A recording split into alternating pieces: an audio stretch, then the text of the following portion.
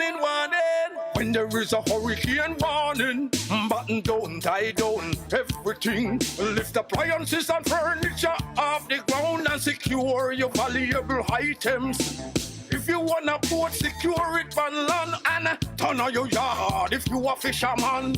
Make sure you turn off every breaker, and before you sleep, turn off your generator. Flooding, that is a real danger. If you live a gully bank, river bank, or low line area, if you see flood waters are rising, get out, get out.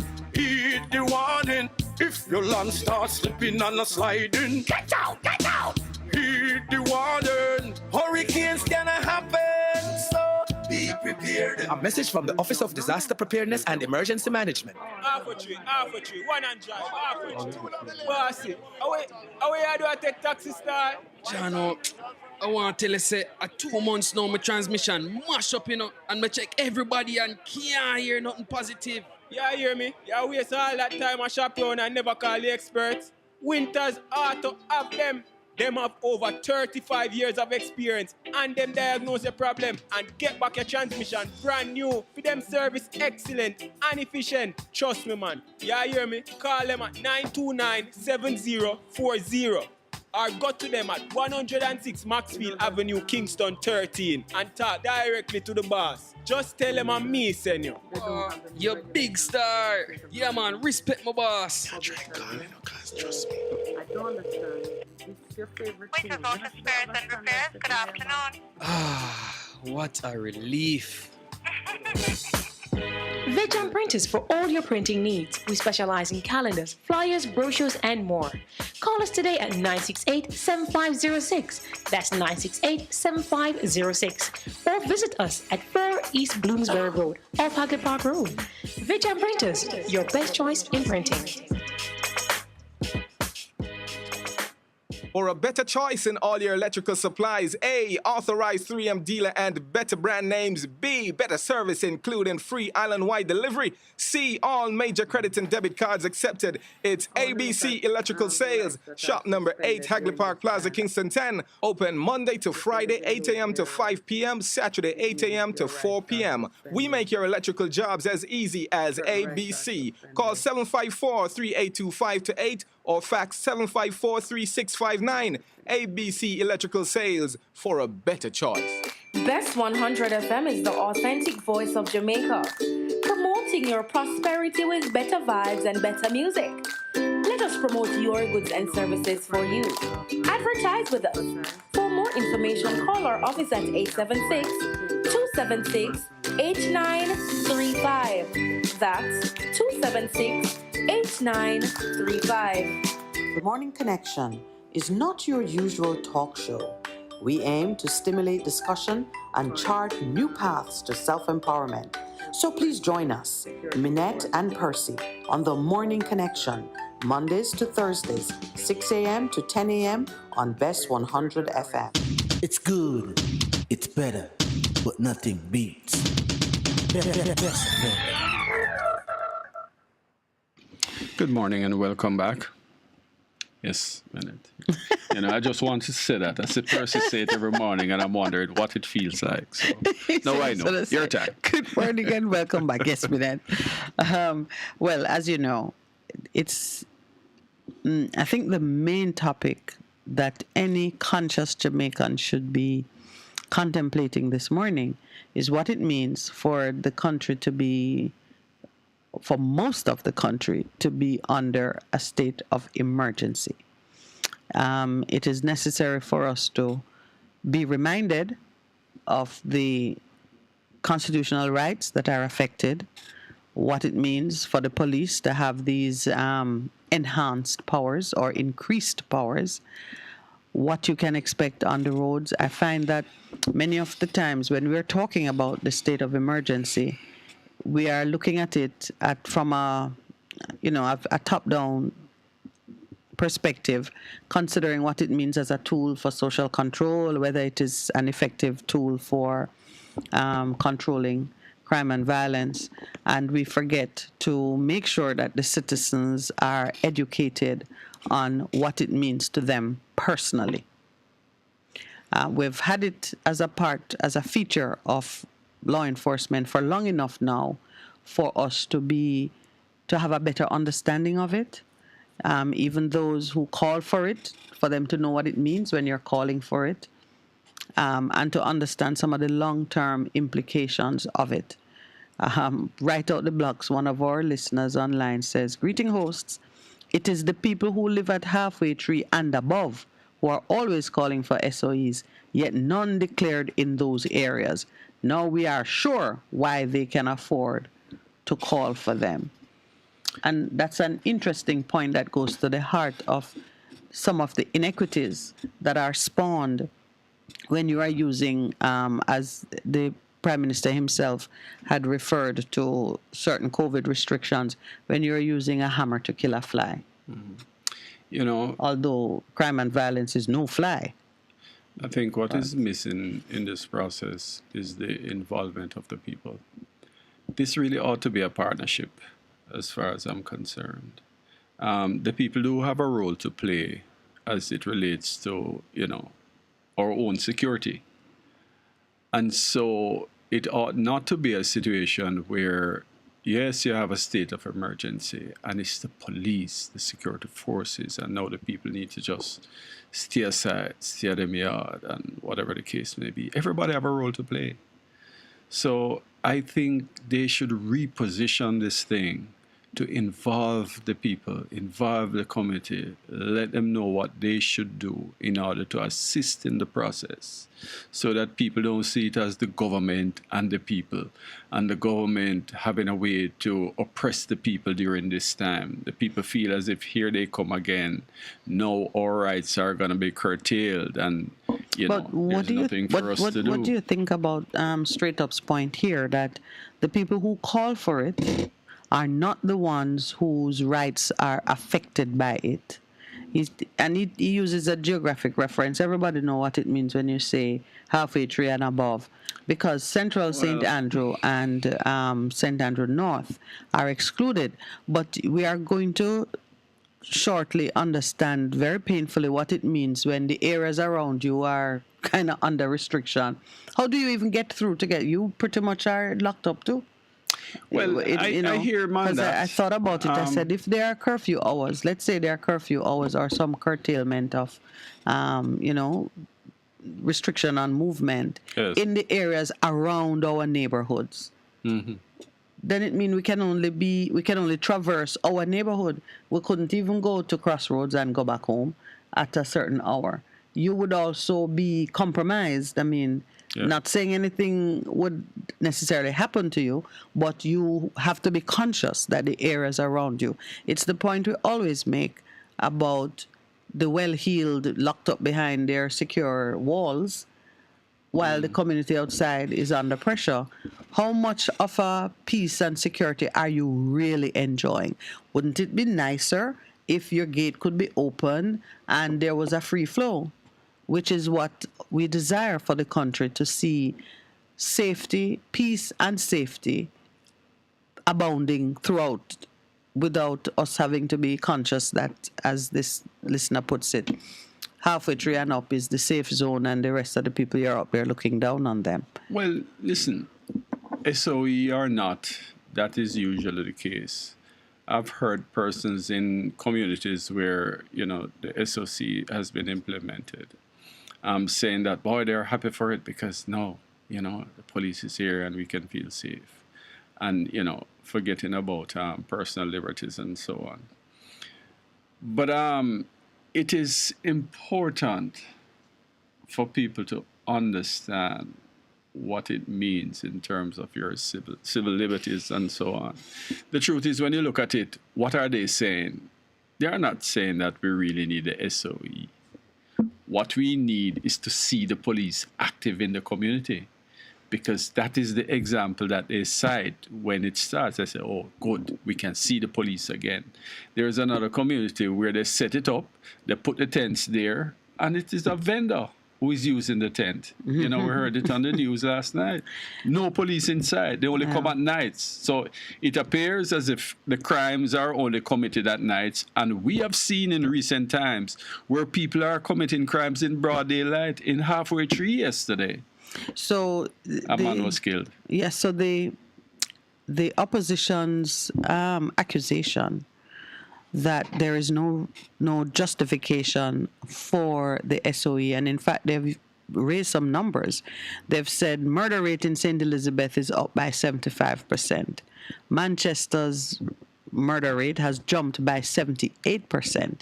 Yet no state of emergency has been declared in those parishes. So you see, the state of emergency in and of itself is not a solution. We're still talking about the absence of a crime plan. Nobody knows what the plan is.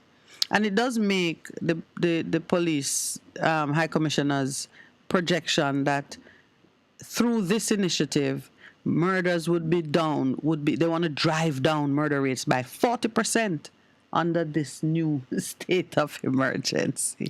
So what's it? Well, all right. So we believe in the supernatural, no doubt about that, and it is within the realm of possibility, under the move of God, that this type of dramatic decrease could take place, but under the work of man, impossible. It is impossible that this new declaration of states of emergency could have such an impact on the murder rate. What it would mean is that there is something the police know they should be doing, and they're now going to use this to do it. It would mean the solution, but for one reason or another, you only want to apply it under a state of emergency. If we could, by declaring a state of emergency in the 7 parishes where it's been done, drive down the murder rate by 40%, it means that the Commissioner of Police has been holding out on us. Well, my point is, it does not matter whatever you put in place. If the people are not involved, it is going to fail. Hear this, Lowell, and this is the part that I was really trying to.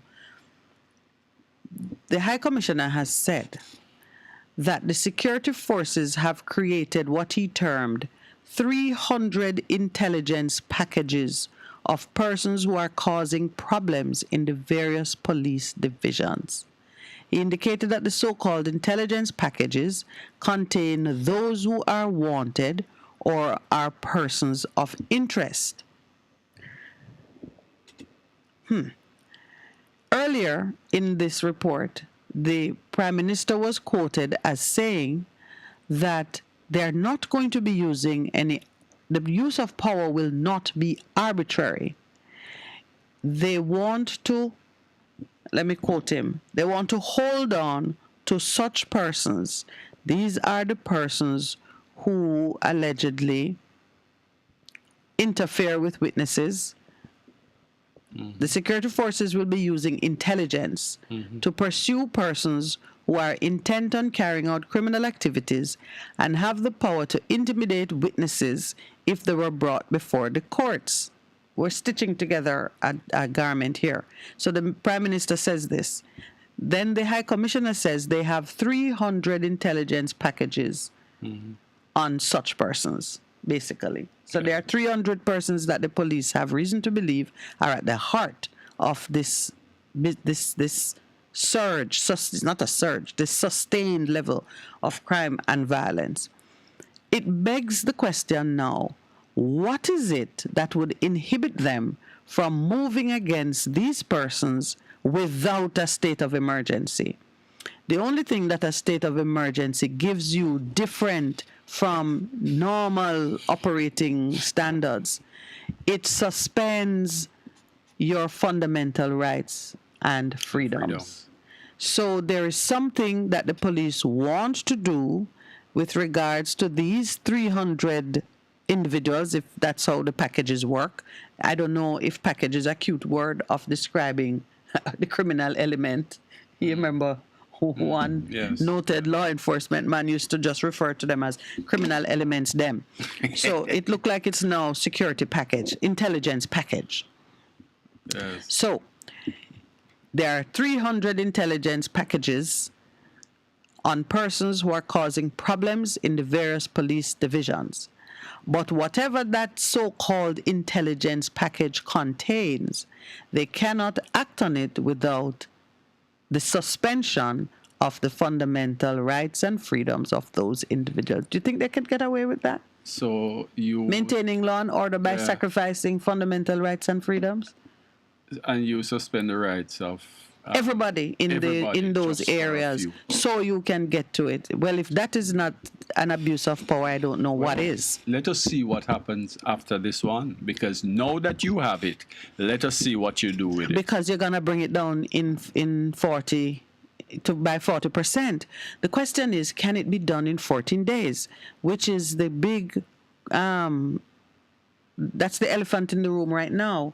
The PM, they've already forecast that the opposition is not going to support it beyond 14 days. Mr. Bunting's comment seems to make that a safe bet. And so the question will be, can they move against these, can they utilize these 300 intelligence packages in 14 days? And I wouldn't see why not, because if all you want to do is suspend the rights of these persons to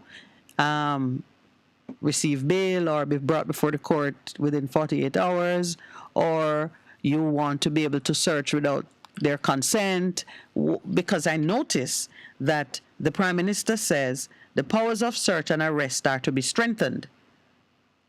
Which means now, see, like all that lady, Miss King's, well, that lady who is fighting to protect the information on her phone, they would just blow over that.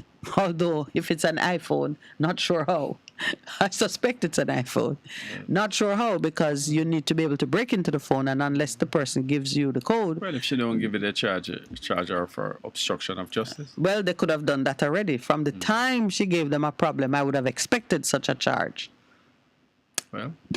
And let it be played out. Instead, they seem to be appealing to public sensibilities for persons to condemn the lady as the one who killed her son and try hide it from the police, which is unfortunate. I don't think that was a direction that the police ought to have taken, because there's police work that needs to be done in respect of any crime that you are investigating, and you don't make one of the victims into a victim. If you have cause to believe that she is involved, then you move on that basis. You don't try to get the lady to open up her whole life so you can decide if there is some merit in your hunch or the lead that you're pursuing. But that's another thing. Fact of the matter is, when you suspend fundamental rights and freedoms across the board because you're under a state of emergency, it has far-reaching effects for all citizens. I'm not even now looking at the rationale for a state of emergency, because they have the power to do it for 14 days, and they've done it. All of us know they've been using it consistently now for years, and we have not seen, in fact, we've seen crime and violence escalate in some instances. And this all have a ripple effect, because you scoop up people under suspicion, and then you put them in the system, and then the system is now clogged. Then you now talk about, we have to find a way to clear the system. And then you put them in the courts. You don't have enough evidence because the investigations weren't done properly, and then the people are back on the streets. So or worse yet, they go and bring a case against the government for false imprisonment and malicious prosecution, and they win. Yeah. And when they win and judgment is being delivered, they get extraordinary damages to account for the inhumane and terrible conditions under which they were held. Yeah, but and at the end of it, the people carry that bill. Yeah, I don't want people listening believe that we are against the government and what the government is trying to do. We're saying if you're doing something, do it properly, and don't exclude the people. Think about people's rights. Be sensitive to the poor, the people who can't be locked up for 2 days because they only eat from day to day. And when you lock them up or you keep them curtailed for 2 days, it means 2 days of not being able to hustle, 2 days of not having food. So we are saying if you're doing these things, you must take those people into consideration and do what is necessary to ensure that they can live. That is what we are saying. So don't ever get the impression that we are against and we are fighting against the government and all of that. You know, we're not doing that. We are saying, let's do it right. Let's do it in conjunction with the people. Get their input. So when you put the things in place, you know that it's a united effort. It's not a we and them situation. It's all of us. The truth is, if we were able to accomplish what you're calling for, namely to build that consensus and pull in the participation of the people, we wouldn't need a state of emergency. There you go. The police officer who's heading the king, I think I've forgotten the child's name, it's Damien. Yes. The police officer went on social media with a video in which he was calling for persons who have information to come forward, and he laid out a foundation, which, yes, it did make it look like the family know what's going on and are refusing to cooperate. And so he was calling on the society in general, if you have information, help us to get justice for this young child, because we are kind of stuck at a certain point. I think it built up a lot of support. I mean, I know that lady must be feeling quite condemned at this point, because most people think, what's she hiding? Yes. And therefore, they are motivated now to say, did I see something? Do I know something? Can I give any assistance to the police? And that's what you want. Yeah. You want citizens feeling motivated to reverse any situation of injustice. The Attorney General, Dr. Derek McCoy, in speaking to the Gleaner, is reported here in the paper, mentions an attempt to tweak the new regulations to make them more acceptable. So the first concern I have is that we've been doing SOEs, as he says, the states of emergency regulations have been produced since the 1970s. Mm-hmm. Yes. Mm-hmm. Yet, time and again, they are introduced without the regulations being ready for citizens to understand, and for those who can talk about it and build consensus to say, listen, this is what the government is seeking to do. It is righteous. It is a just approach. And those of you who are, not within the parameters of their initiative, you're fine. This is how you operate. This is how you move. This is how you interact with the law enforcement officers. If they stop you, you know what it is that they're about. Right. Why are we going into states of emergency time and time again without the regulations? The government has a battalion of lawyers who that is all they have them to do. You can't produce a set of regulations before you come to the public with something as far-reaching as a suspension of the fundamental rights and freedoms of the citizens. And it has been around for over 50 years. And it's older than most of the people who are going to be affected by it. You can't get a set of regulations. Aye. And then you're calling for persons to support it. The opposition themselves says the regulations were not ready for them to consider when they were called upon to support it.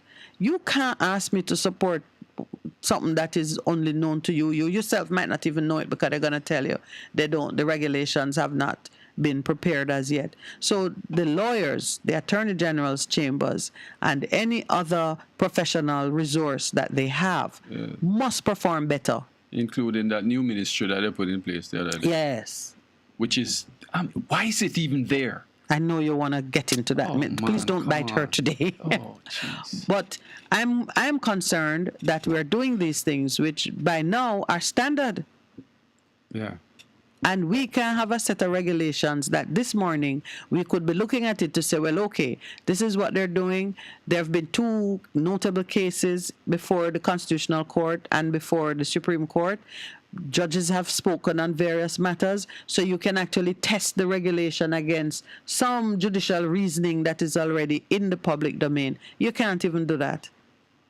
So what? They are surprised by the state of emergency too? They must have been planning it. If the commissioner could be saying that this will allow us to drive down murders by 40%, there must be some strategy, some deep thought behind it. I am presuming it to be so that you could have been working on the regulations to say, all right, in order for us to move against this 300 packages of intelligence, we need to have these things in place. And so the regulations are framed to achieve a very targeted and narrow objective. I've been reading it, to see what is it that they're trying to do. And they've said enough. They want to increase the powers of search. I learned something yesterday. Well, speak your mind before I tell you what I learned yesterday. It's not much. I'm listening to it and just looking at the whole thing I'm saying. But this is like a game. You have two teams. You have the police, the criminals, and the spectator are the people of the country. Yeah.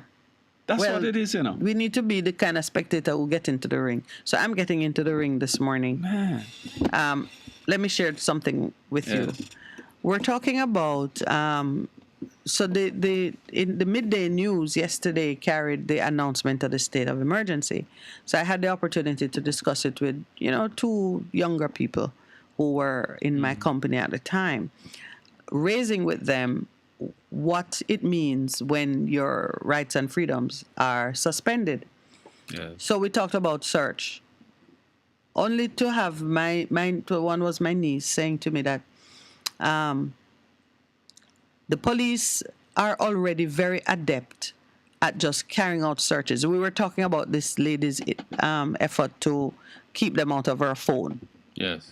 And I was explaining, that your right to privacy and your right against self-incrimination protects you from having to open up.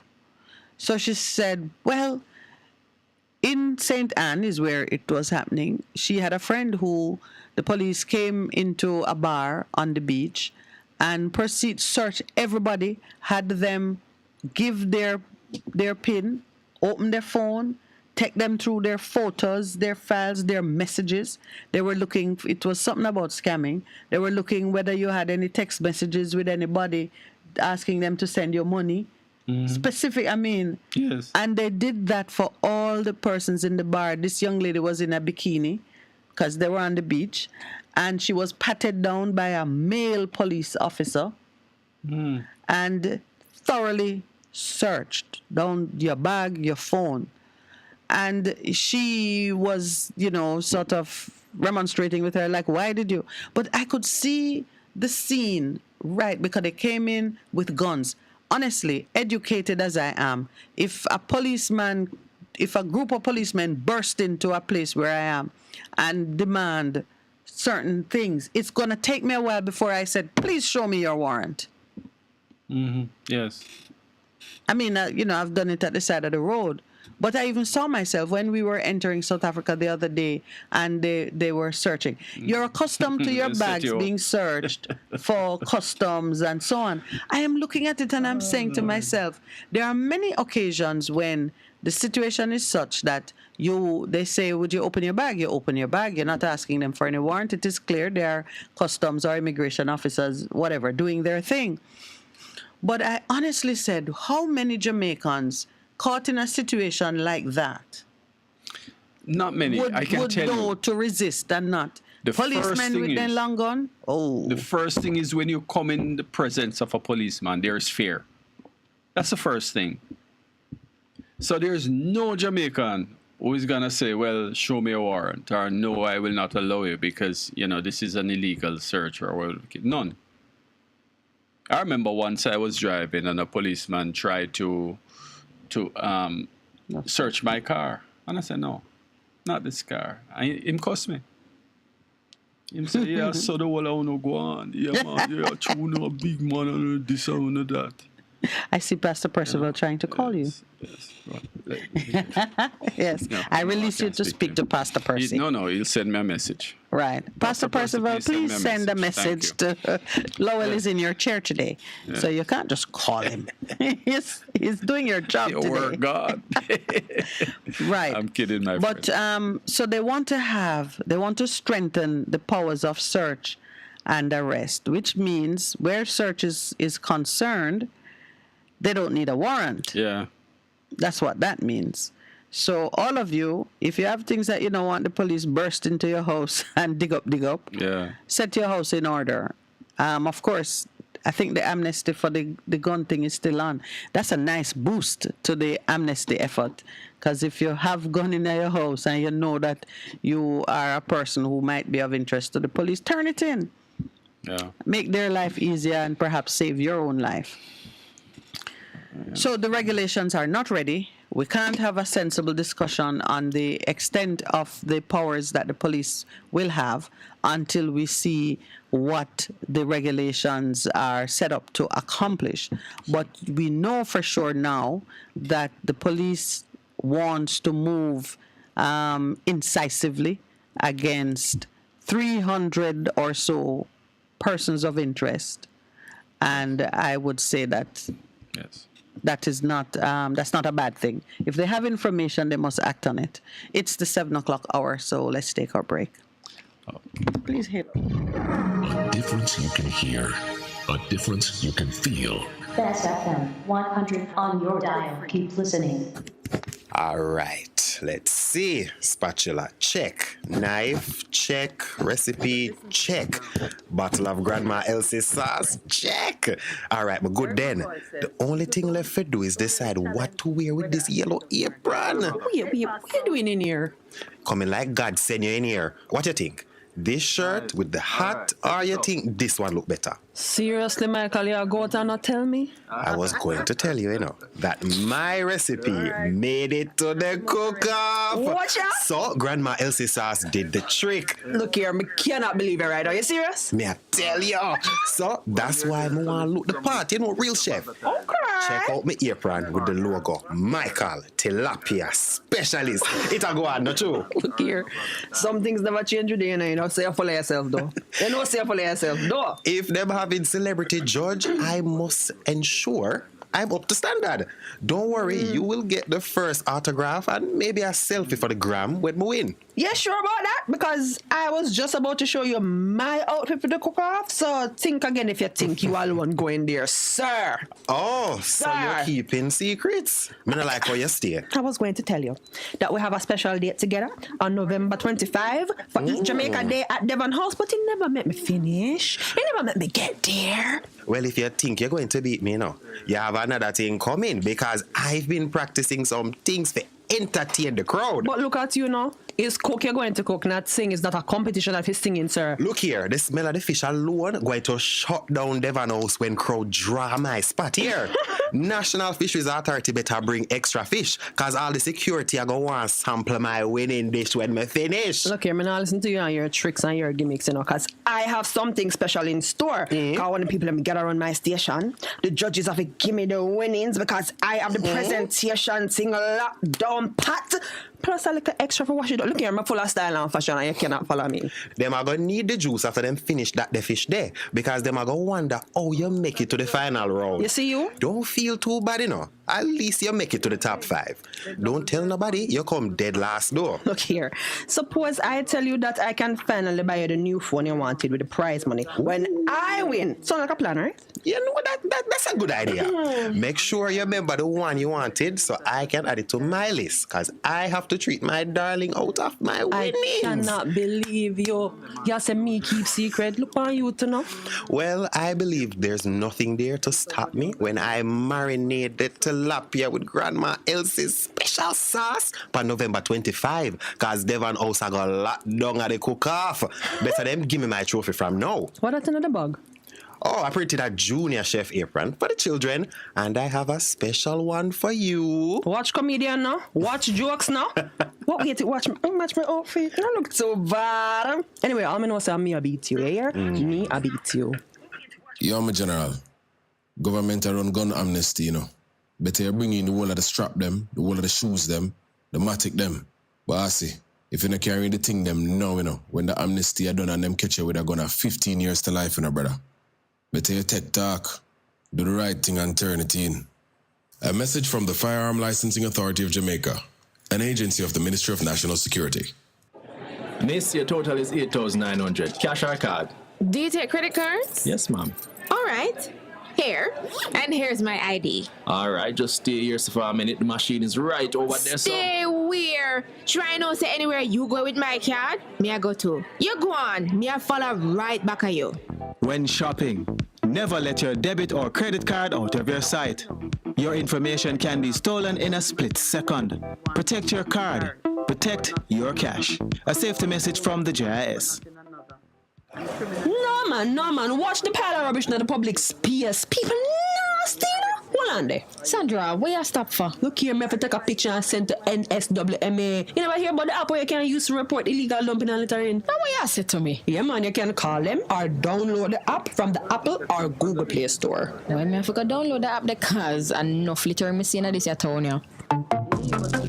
Report littering or illegal dumping in public spaces to the National Solid Waste Management Authority. Call 876-448-3220 or download the NSWMA app to report illegal dumping and littering.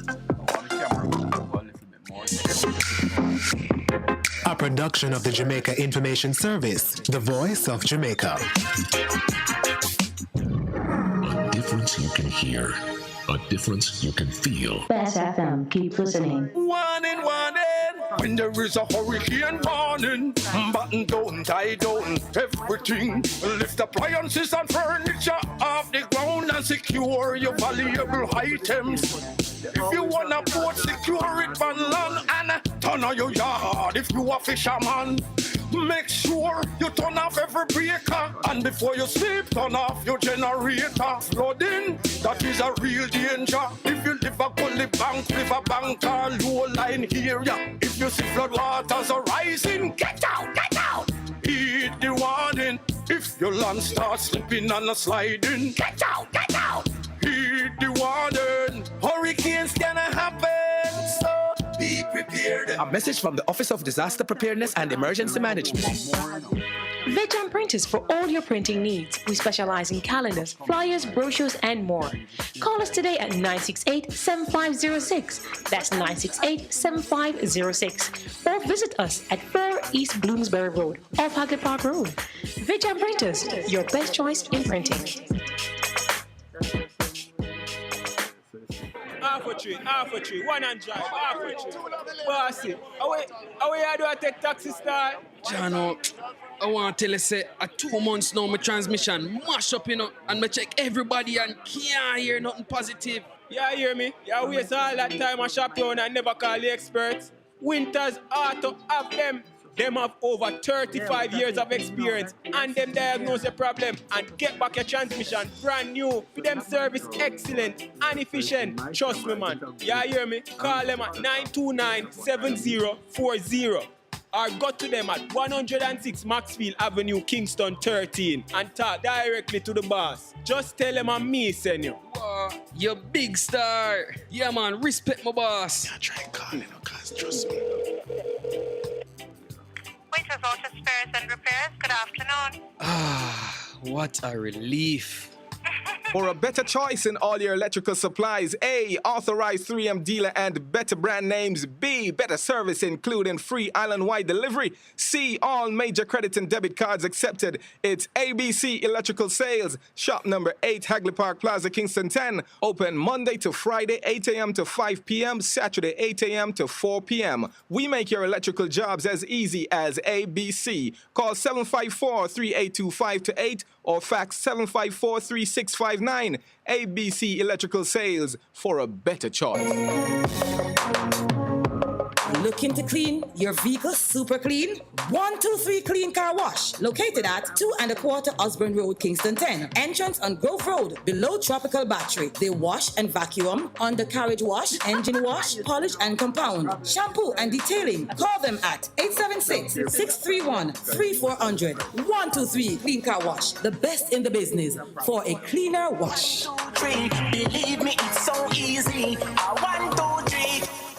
Hey, what's up? It's your girl, Lady Lee, the queen of the South, and I'm inviting you all to trailblaze with me on the best of the best radio station, the Best 100 FM, Mondays through Thursdays, 2 to 5 p.m. You can't afford to miss it on your airwaves. Yes, Trailblaze with Lady Lee right here, Mondays to Thursdays, 2 to 5 p.m. on the best of the best, Best 100 FM.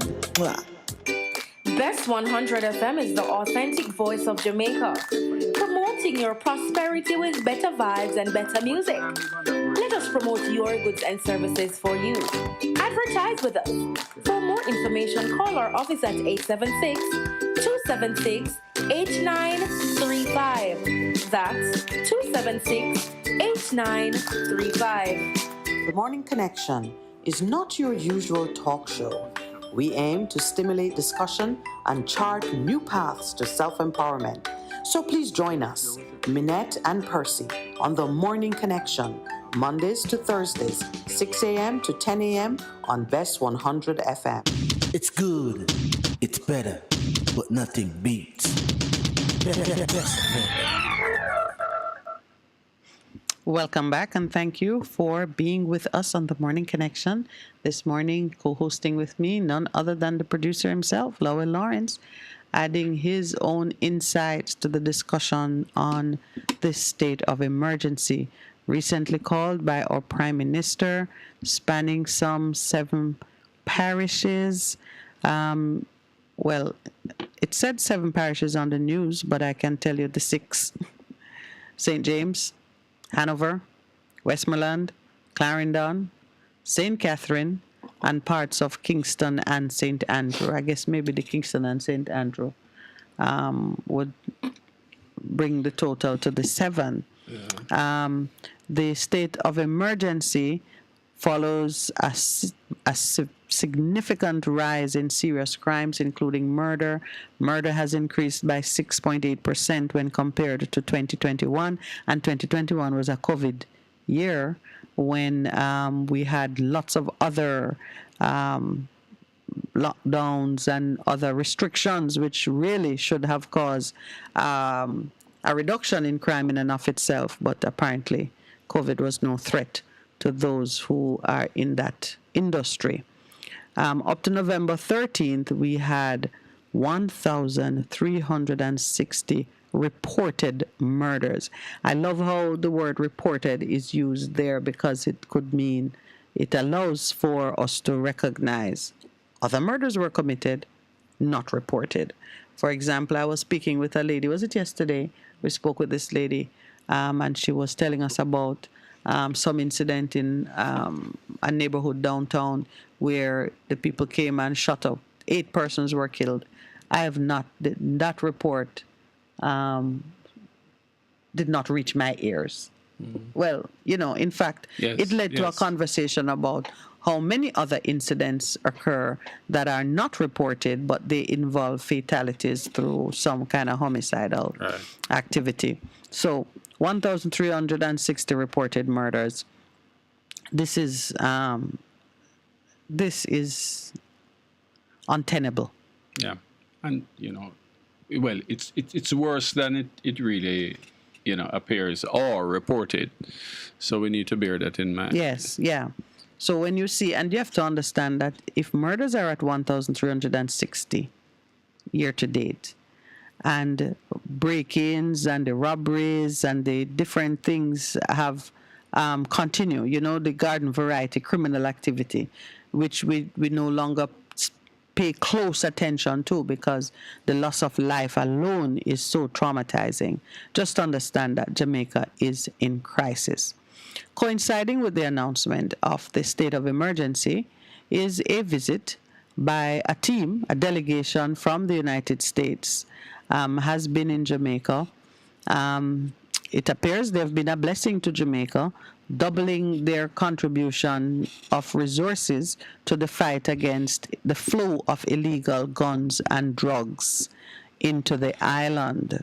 That is also reported in today's paper. Of course, in my line of work, there are no coincidences. That we are receiving a check, an additional sum of 3.5 million United States dollars, at the same time as we are announcing a fresh state of emergency, no regulations. It would seem as if the haste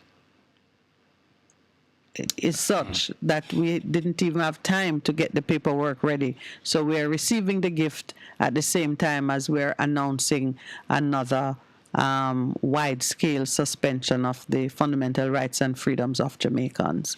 Still, with it, the U.S. is making a commitment to strengthen their efforts on the gun producing side to staunch the flow of guns entering Jamaica and the wider Caribbean. Well, the lady who spoke, Barbara Feinstein, conceded that there is still much more the U.S. can do to staunch the flow of guns. She stated that they do recognize that illicit gun weapon trafficking is an enormous problem in Jamaica and in the broader region, and that the United States needs to do its part. She said, noting that the U.S. has been providing support for law enforcement to interdict and trace such firearms. Apparently, they have passed meaningful legislation to attack gun violence. And that legislation, she described, closes down some of the loopholes that enable weapons trafficking. In addition, President Biden, through executive action, has also cracked down on so-called ghost guns. And there are kits where you can just take components of them and put them together later. So be educated. A ghost gun kit is one that's not marked with serial numbers. So they're untraceable, like the burner phones where you can't tell who opened the account. So I think it is useful for us to acknowledge that many of us say, why aren't the gun-producing countries doing more to keep the guns within their borders? America, most recently, is here saying they're passing legislation, they're putting some restrictions in place so certain things don't leave and get to us, closing down loopholes and so on for trafficking. And I think that is probably of all the announcements, that is a good one. First, that they are putting some resources into the hands of our law enforcement officers to fight a problem that, in large measure, they're a part of it. And two, that on their borders, within their borders, they are doing something. Yes, it is. Whilst you were talking about that, my mind keep going back to the times when we find large shipments coming in Jamaica, and yet still today nobody has been arrested. Same thing with drugs, And I remember, I think we were talking to someone yesterday, and they were talking about how easy it was for the security forces to come down on some little petty situation. Yet still these big crimes are being committed. Yes. People behind them, and no one is held responsible. Well, Lowell, let us be hopeful that amongst those 300 intelligence packages are the names of the persons connected to that $1 billion cocaine haul from the from the international airfield in Boscobel. Let us hope that amongst the 300 packages, you will find the names of the princes and politicians and high officials who are in the background pulling the strings, not just for anything to do with murder, but also big money corruption that money is being used to fund all kinds of other things. And you look at the whole business of scamming, because it is said that a lot of the violence, stems from scamming activities. Deals so the gone question bad. is, what are the BPO people doing about this? You get the impression, you get the information that the lead sheets are coming out of these places, and all these various things are happening. I remember, Carousel wasn't given a license, or we were criticized because it was felt that we could also help to further criminality because our network would not be as secured, or so it was said.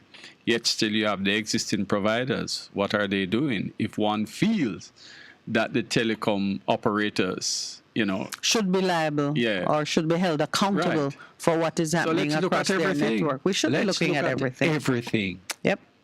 Those 300 intelligence packages should make for interesting reading. because it should be capturing the banking on this banking side. Well, a lot of these large sums of money they're not going around the world in plastic bag and paper bags. They are being transferred through the same banks that are doing so well in Jamaica. And are we looking at everything? Don't forget that the police have a database that is never purged. Yes.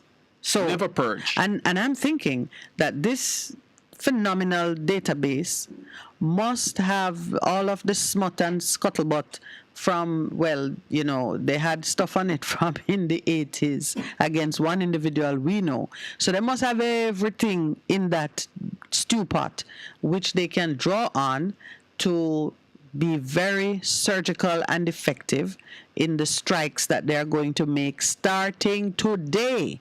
Starting today, if we're not seeing the police moving to pull in these persons against whom they have all kind of incriminating information, then we will know that all this is a sham.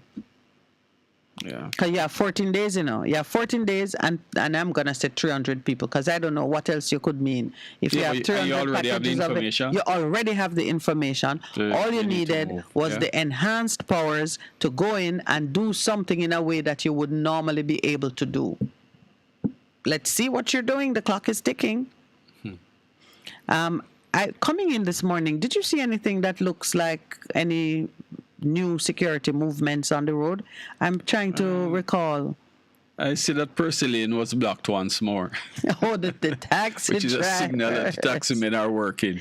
Yes. You know, I've been just watching the different commentary on, are they a bunch of criminals, as one head of taxi operators in the rural, one of the rural parishes said that the strikers are like criminals. And he didn't talk about the strike action. What he went to was that a part of their motivation is to be facilitated in the late payment of the fines for their tickets. So he was zeroing his focus on, you've missed the mark, you didn't pay your ticket, and now you want to be facilitated, and you're doing that by taking strike action. And his association, which only had 160 members, did not support the strike action. Now, maybe he would have a lot more members if he had a more inclusive and tempered view. He was calling the taxi operators criminals for not paying their fines. We ought to be careful about how we broad brush people like that, you know. I mean, we drive on the road, we see a lot of indiscipline coming out of these guys, but it's not the majority of them. And I'm saying we must just deal with the people who are the offenders. You can't broad brush everybody like that. But if citizens are taking if members of your industry have taken industrial action because of a list of problems that they want to see addressed, would you select one problem and use that to kind of criticize the entire action and the entire membership? I looked at it and I said, this is why sometimes when we're trying to do things in Jamaica, it will fail, because you're going to find somebody who is going to look at it and miss the big picture and focus on some small disagreeable part and undermine the effectiveness of what is happening. If people in my industry are making a protest about something that matters to them, I am not going to call them criminals. If they're unreasonable on one point, I'm going to say you might be unreasonable on this point. Let's ask for something else, but you will have my support. Yeah, we are to start to looking at things through different eyes. Instead of look at it to tear it down, let's look to see how we can help, or we can enhance it. Don't look at it and criticize it and tear it down. And build unity. Because I'm saying to myself, no wonder when somebody say, you know, let's fight for so-and-so, those against whom you want to launch an attack just laugh and continue doing their business, because they know with a certain degree of certainty that we can't get the support among the masses to address an issue that might not be an immediate blessing to you, but would be a blessing to several others. Yeah. They can go to their beds comfortable that no Jamaicans, because every Jamaican have his own idea of where to plant the flag, and if it not go there, so in Ghana yard, and you're just milling around like that. No, your industry is asking for support for something. Come on. Find a way to be supportive without tearing them down. You might say, well, I'm not in favor of the amnesty for those who should go and pay their fines. But the injustice in how tickets are issued and so on, a lot of the people who have tickets in a normal world, they wouldn't get no ticket for some of those offenses. And we know that our policemen can be punitive. And we also know that they are going out there with a very strong financial motive. So there's no discretion. If you're to bring back 10 tickets, then by God, you're going to find 10 people, or you're going to find one man and give him 10 tickets. Throw the book at him. So not only that, from time to time, you do need to purge the system. Even, and it is biblical, there comes a time when debts are forgiven. We have statute of limitation, which is an extension of that principle. If you have a ticket for over 7 years, really? The only thing that should be relevant about it is if there's a warrant issued for your arrest, because there's no statute of limitation on warrants, and in fact, they probably should be for traffic offenses. We could turn our attention to being a lot more supportive and offering persons the kind of encouragement and training that they need to do better at their jobs. You see this crop of policemen who grow up under state of emergency powers. Mm-hmm. They don't know how to be courteous. They don't know how to carry out their duties without breaching the citizens' rights, because they grew up with these enhanced powers. They don't know that this is not how you're supposed to do things. Yes. Policemen who can come in and ask you to open up your phone. They don't have a warrant. You're not arrested or being charged with anything. And even if you were, gotta be careful. And you know, while you were there speaking, I said to myself, boy, it's just all negative since morning, and so let me just scroll through the paper and see if we can find anything positive, just to go to the breaker. Can't find it. Oh, I thought you were. I thought you were about to. No, it's just how sad it is. I mean, when you go through half of the paper, it is the same thing. It's the same thing. Anyway, the truth is, if it's affecting the people, we need to talk about it. Of course we need to clear the air, and we should never stifle people's opinion. Never. Well, let us wish the outgoing political ombudsman bon voyage. Her term in office came to an end on Tuesday. That would be yesterday. Okay. She did not receive a second term, unlike her predecessor, Bishop Harold Blair. She didn't get a second term of 5 years, so she's done the 5 years. Word is that the office is going to be restructured. The office of the political ombudsman will be restructured, but government sources are tight-lipped on a pending announcement. Is it a good spend of money, having this office? Well, you see, here it is again. They are restructuring it. Everybody go behind closed door, put whatever they want to put it in, and then throw it on the public again. Do we get an opportunity to say what that office should do and the things that it should look at? Yeah? Let me tell you, I think it's a waste of money, that office. I think so. I think so. There are some things that, we do them because at the time it seemed to make a nice political headline, and think the public defender, the political ombudsman. There are some offices that were created with the idea that they could function in a certain way, but we have frustrated them in achieving anything meaningful for people, and it's a waste of taxpayers' money. Yeah. We need to do a lot more self-regulation. By the way, were they investigating that situation with Warminster? that was her last. Maybe that's why she's not been renewed. For the last quarter of her tenure, she dealt with 5 complaints. She made recommendations on 3 for action. Yes. She has unfinished business with St. Andrew East Rural Member of Parliament Juliet Holness and St. Catherine Southwest Member of Parliament Everald Warmington. And she says, I don't have any authority over them as of today. That was Tuesday.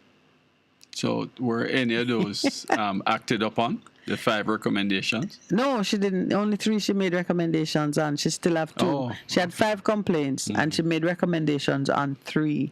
I think she had called on opposition leader Mark Goulding to apologize for the little boy comment, which was an offensive and terrible comment. Yes. The truth is, that comment is as bad as the comment made against him. Yes. Because when a white man calls a black man little boy, black men have gone through the world with the word boy being used to belittle and dehumanize. No matter what age you were boy. Yes. Under the plantation economy. So for anybody to refer to, for any white man to refer to an adult black man as little boy, you're asking for it. Yeah. And I think she had asked for an apology and it was not done. The other 2 we can mention. But we're at the break. It is interesting, though, that she is taken out of service while she has the wife of the Prime Minister and Mr. Warmington on her agenda. On her plate. Yes. Yeah. We'll watch that one. A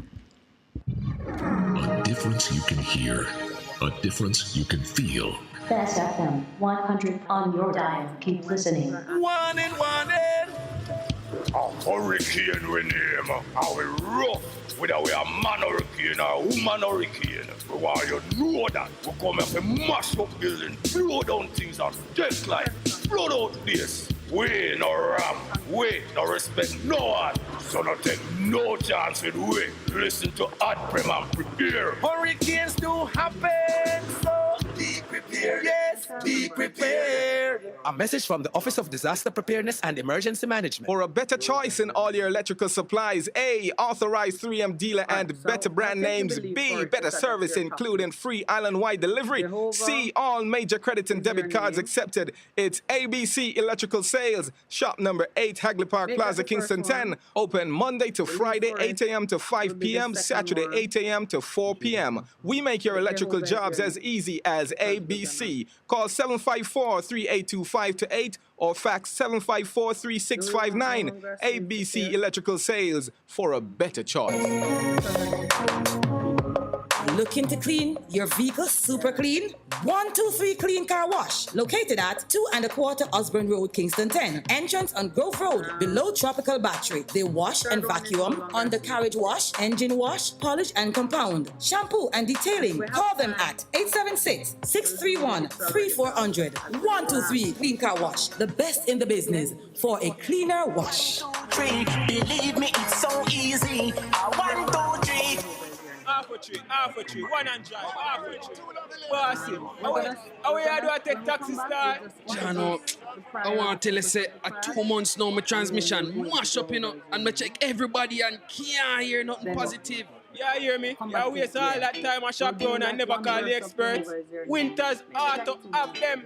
Them have over 35 years of experience and them diagnose the problem and get back your transmission brand new. For them service excellent and efficient. Trust me, man. Yeah, hear me? Call them at 929-7040 or go to them at 106 Maxfield Avenue, Kingston 13 and talk directly to the boss. Just tell them I'm me, send you.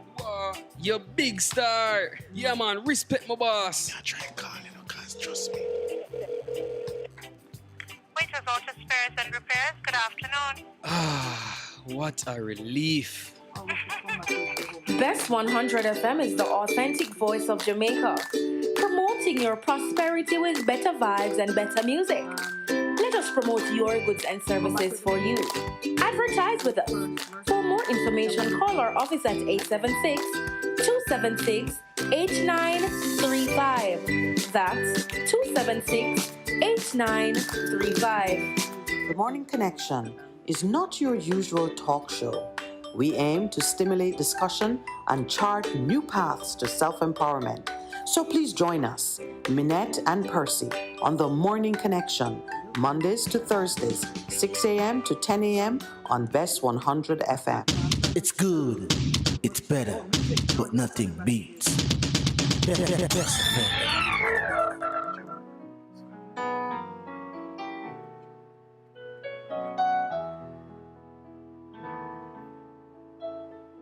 Jehovah is your name. Jehovah is your name. Jehovah is your name. Jehovah is your name. Mighty warrior, great in battle, Jehovah is your name. Mighty warrior, great in battle, Jehovah is your name. Jehovah is your name. Hallelujah. Jehovah is your name. We bless your name, God. Jehovah is your name. You alone are worthy, Jehovah. Jehovah is your name. You are a mighty warrior. Mighty warrior. And you're great. This morning, our prayer on behalf of the nation will focus on our leaders, praying that they be strengthened in the battle that lies ahead, that is underway. This morning, we're approaching El Gibor, the mighty warrior God, for whom nothing is too difficult. The God who shows loving kindness to thousands, but repays the iniquity of fathers into the bosom of their children after them. O great, mighty God. El Gibor is the description of God as a mighty warrior and a champion. We are facing the formidable enemy of crime and violence in this country, of corruption, of unloving and heartless leadership in some instances, and we want to see a change. And so this morning, as we go into prayer, we are approaching the mighty warrior God who is capable to do the impossible, the God who has in time past changed an economy overnight by causing the besieging hordes of warriors from a foreign place to withdraw with such immediacy that they left all their wealth, their food behind, and like that, there was an excess of food available almost for free in a country that the day before was starving. The mighty God who in time past brought water to a parched and dry nation overnight. A pool of water appeared. This is the mighty God who stirred the treetops to create the sound of an approaching army so that others fled in fear. This is the God under whose power a city was taken simply by an army of men marching and giving praise to God. We know that He exists and that His awesome power is only a prayer away. Jamaica is in a state of crisis. We are under siege. Everything is under a pall of uncertainty. Even those who are leading us, we can see the fear, the perplexity, and the confusion in their ranks. And so we approach El Gibor this morning, knowing that He has said in His word that the battle is not ours. Every attack against His children is an attack against Him, an attack against His system, and He will fight for us. And so, Heavenly Father, we come before You this morning. We come before You, Lord, to give You thanks and to give You praise. We thank You, Lord, for life. We thank You for health. We acknowledge, Father, that we are here not because of anything that we do or did, but it's because of You. It is because of Your mercy. It is because of Your grace. And so, Father, we acknowledge You. You are Elohim. I know You can create something out of nothing. Please, Lord, create something out of anything for us today. Do the impossible, we pray. And so, Father, we pray for our country. We pray for our leaders, oh God. We know that they're trying their very best. And so we pray, Father, that You would place it in their spirit to know that everything is possible as long as You are in it. Nothing is possible without You. And so, God, we pray that You will help them to see and to realize that they need to draw closer to You, that they need to take into consideration Your people. And so, God, we pray that You will have mercy upon us, Lord. We pray that You will touch the hearts of man so that we, instead of being selfish in how we do things, instead we will be our brother's keeper. We will care for each other. We will treat each other the way we want to be treated. Oh Lord, we thank You, oh God, my Savior.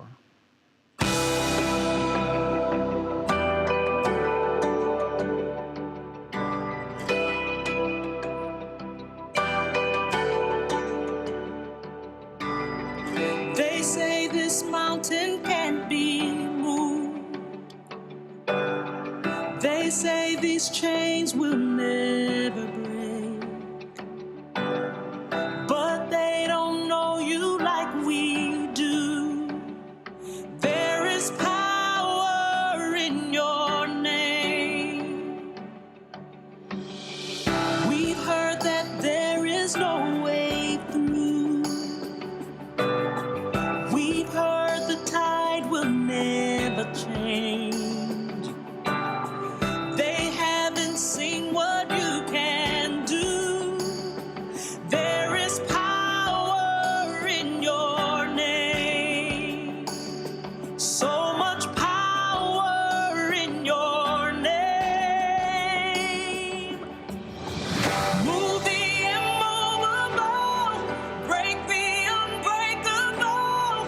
God, we believe. God,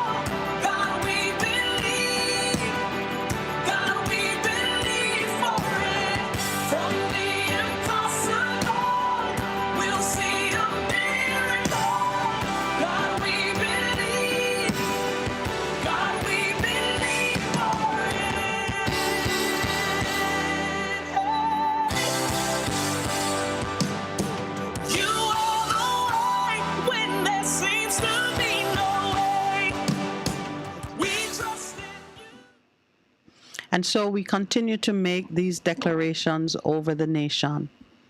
We decree and declare that no longer shall the princes and leaders of the land abuse and oppress the people. Let the ties that bind us be unbreakable bonds of love, respect, and equity. We decree and declare a time of freedom, empowerment, and prosperity for the people, a season of outstanding achievement. We decree and declare that the administration of justice in every sphere of life shall be freed from the limitations of cynical and unbelieving men and women, and that justice shall indeed flow like living waters from the throne of God into the bellies of every man and woman. We decree and declare that every Jamaican man, woman, child shall increase in knowledge of self and of the one true God, such that the divine creative power to prosper and excel shall be unlocked in this generation and generations to come.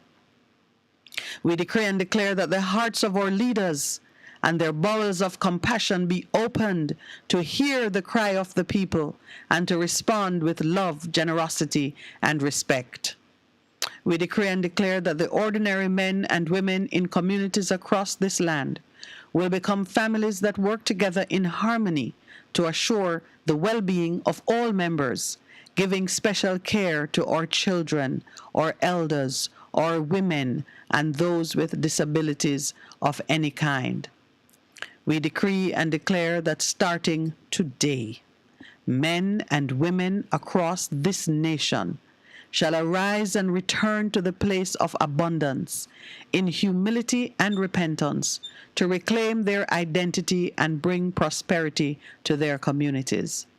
We decree and declare that all citizens be filled with the spirit of shameless audacity, such that we shall persistently seek out the goodness and the blessings that are ours, ask for and secure the benefits of nationhood, knock on every door that should be open to us, and take charge of our destiny. We decree and declare that this nation will move as one in submission to the sovereign will of God, so that the world may see your power and greatness, and you will be glorified. We decree and declare that all men and women of princely or royal authority shall now speak and act with boldness to secure the release of your people in obedience to the urgings of the Holy Spirit and for the fulfillment of prophecy, as was said in Isaiah 51:11. Those the Lord has rescued will return. They will enter Zion with singing. Everlasting joy will crown their heads. Gladness and joy will overtake them, and sorrow and sighing will flee away.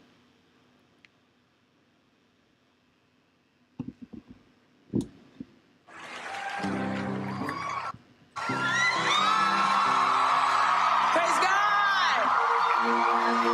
Can somebody give God a shout of praise tonight?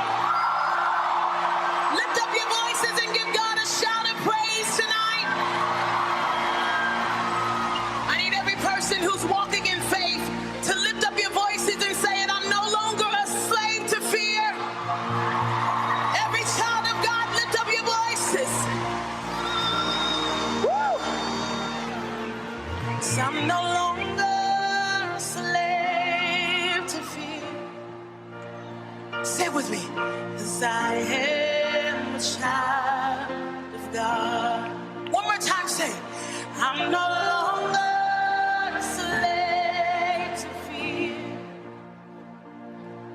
For I am a child of God. You unravel me with a melody. You surround me with a song. Come on, sing. Of deliverance from my enemies till all my fears are. Let's do that one more time. You unravel me, say it loud. You unravel me with a melody. You surround me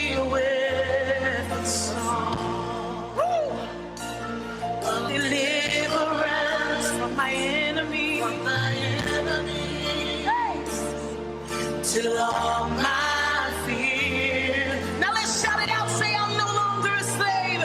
I'm no longer a slave to fear. Why? Because I am a child of God. Say it again, I'm no longer a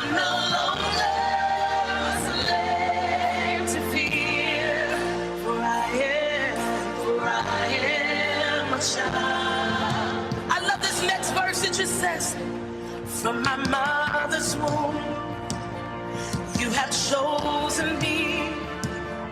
You have called me by my name. And I've been born again to your family. Hey!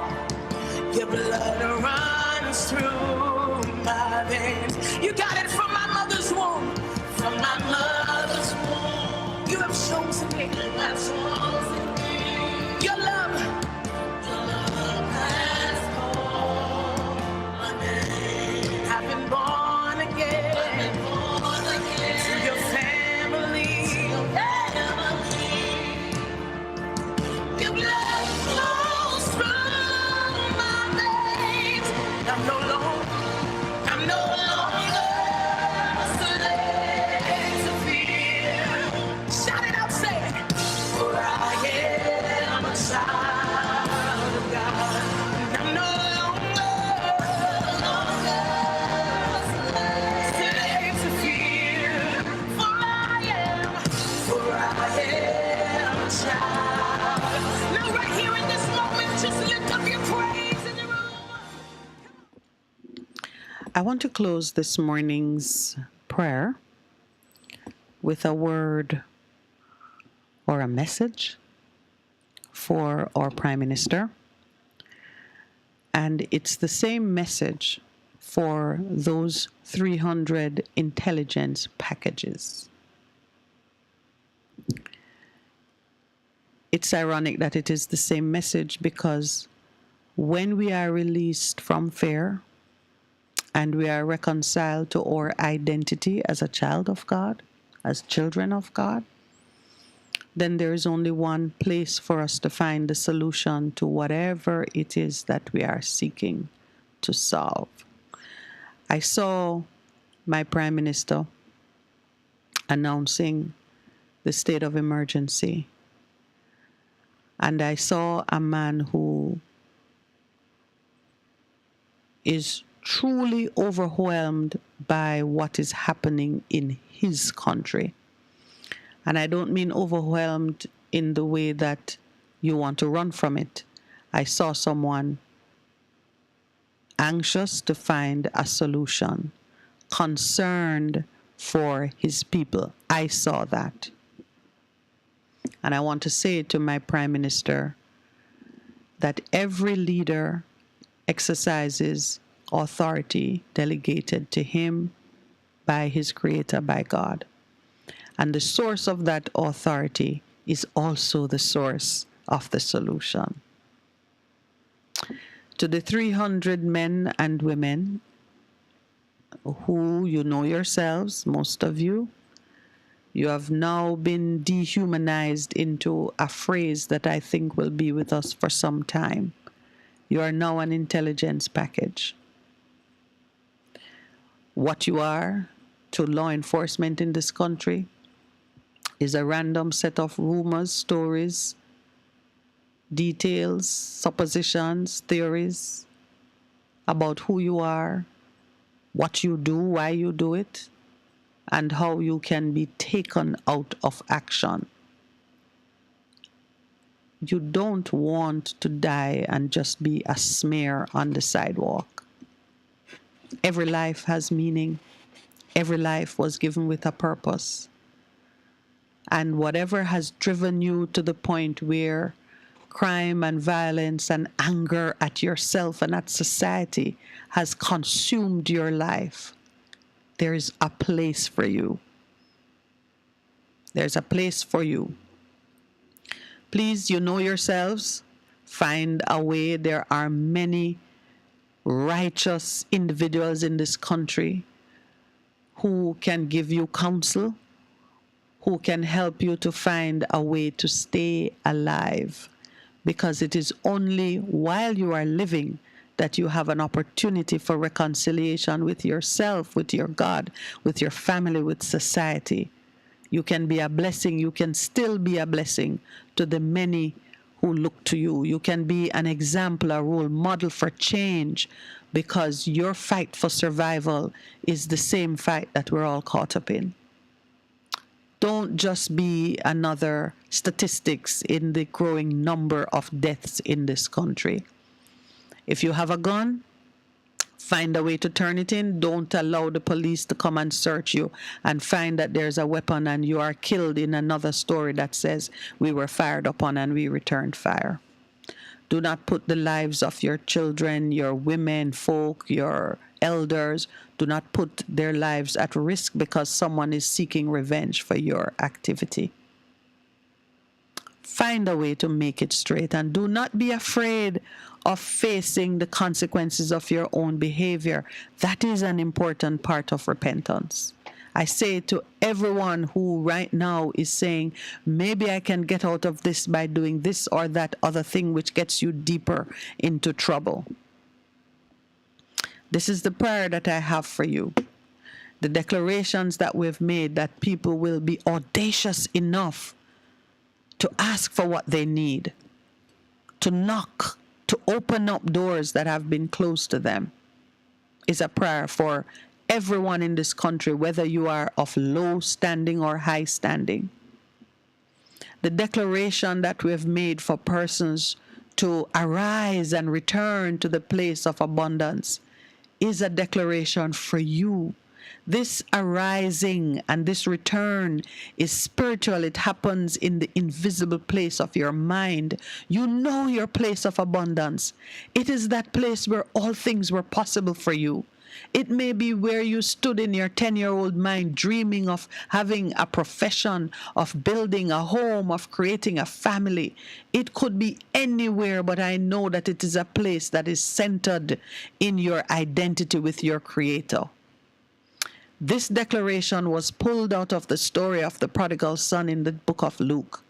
The prodigal son was sitting with pigs eating from the slop that was served to the pigs. He was in mud and filth, and it came into his mind. That's where the change took place. He came to himself and he said, I will arise and return to my father's house.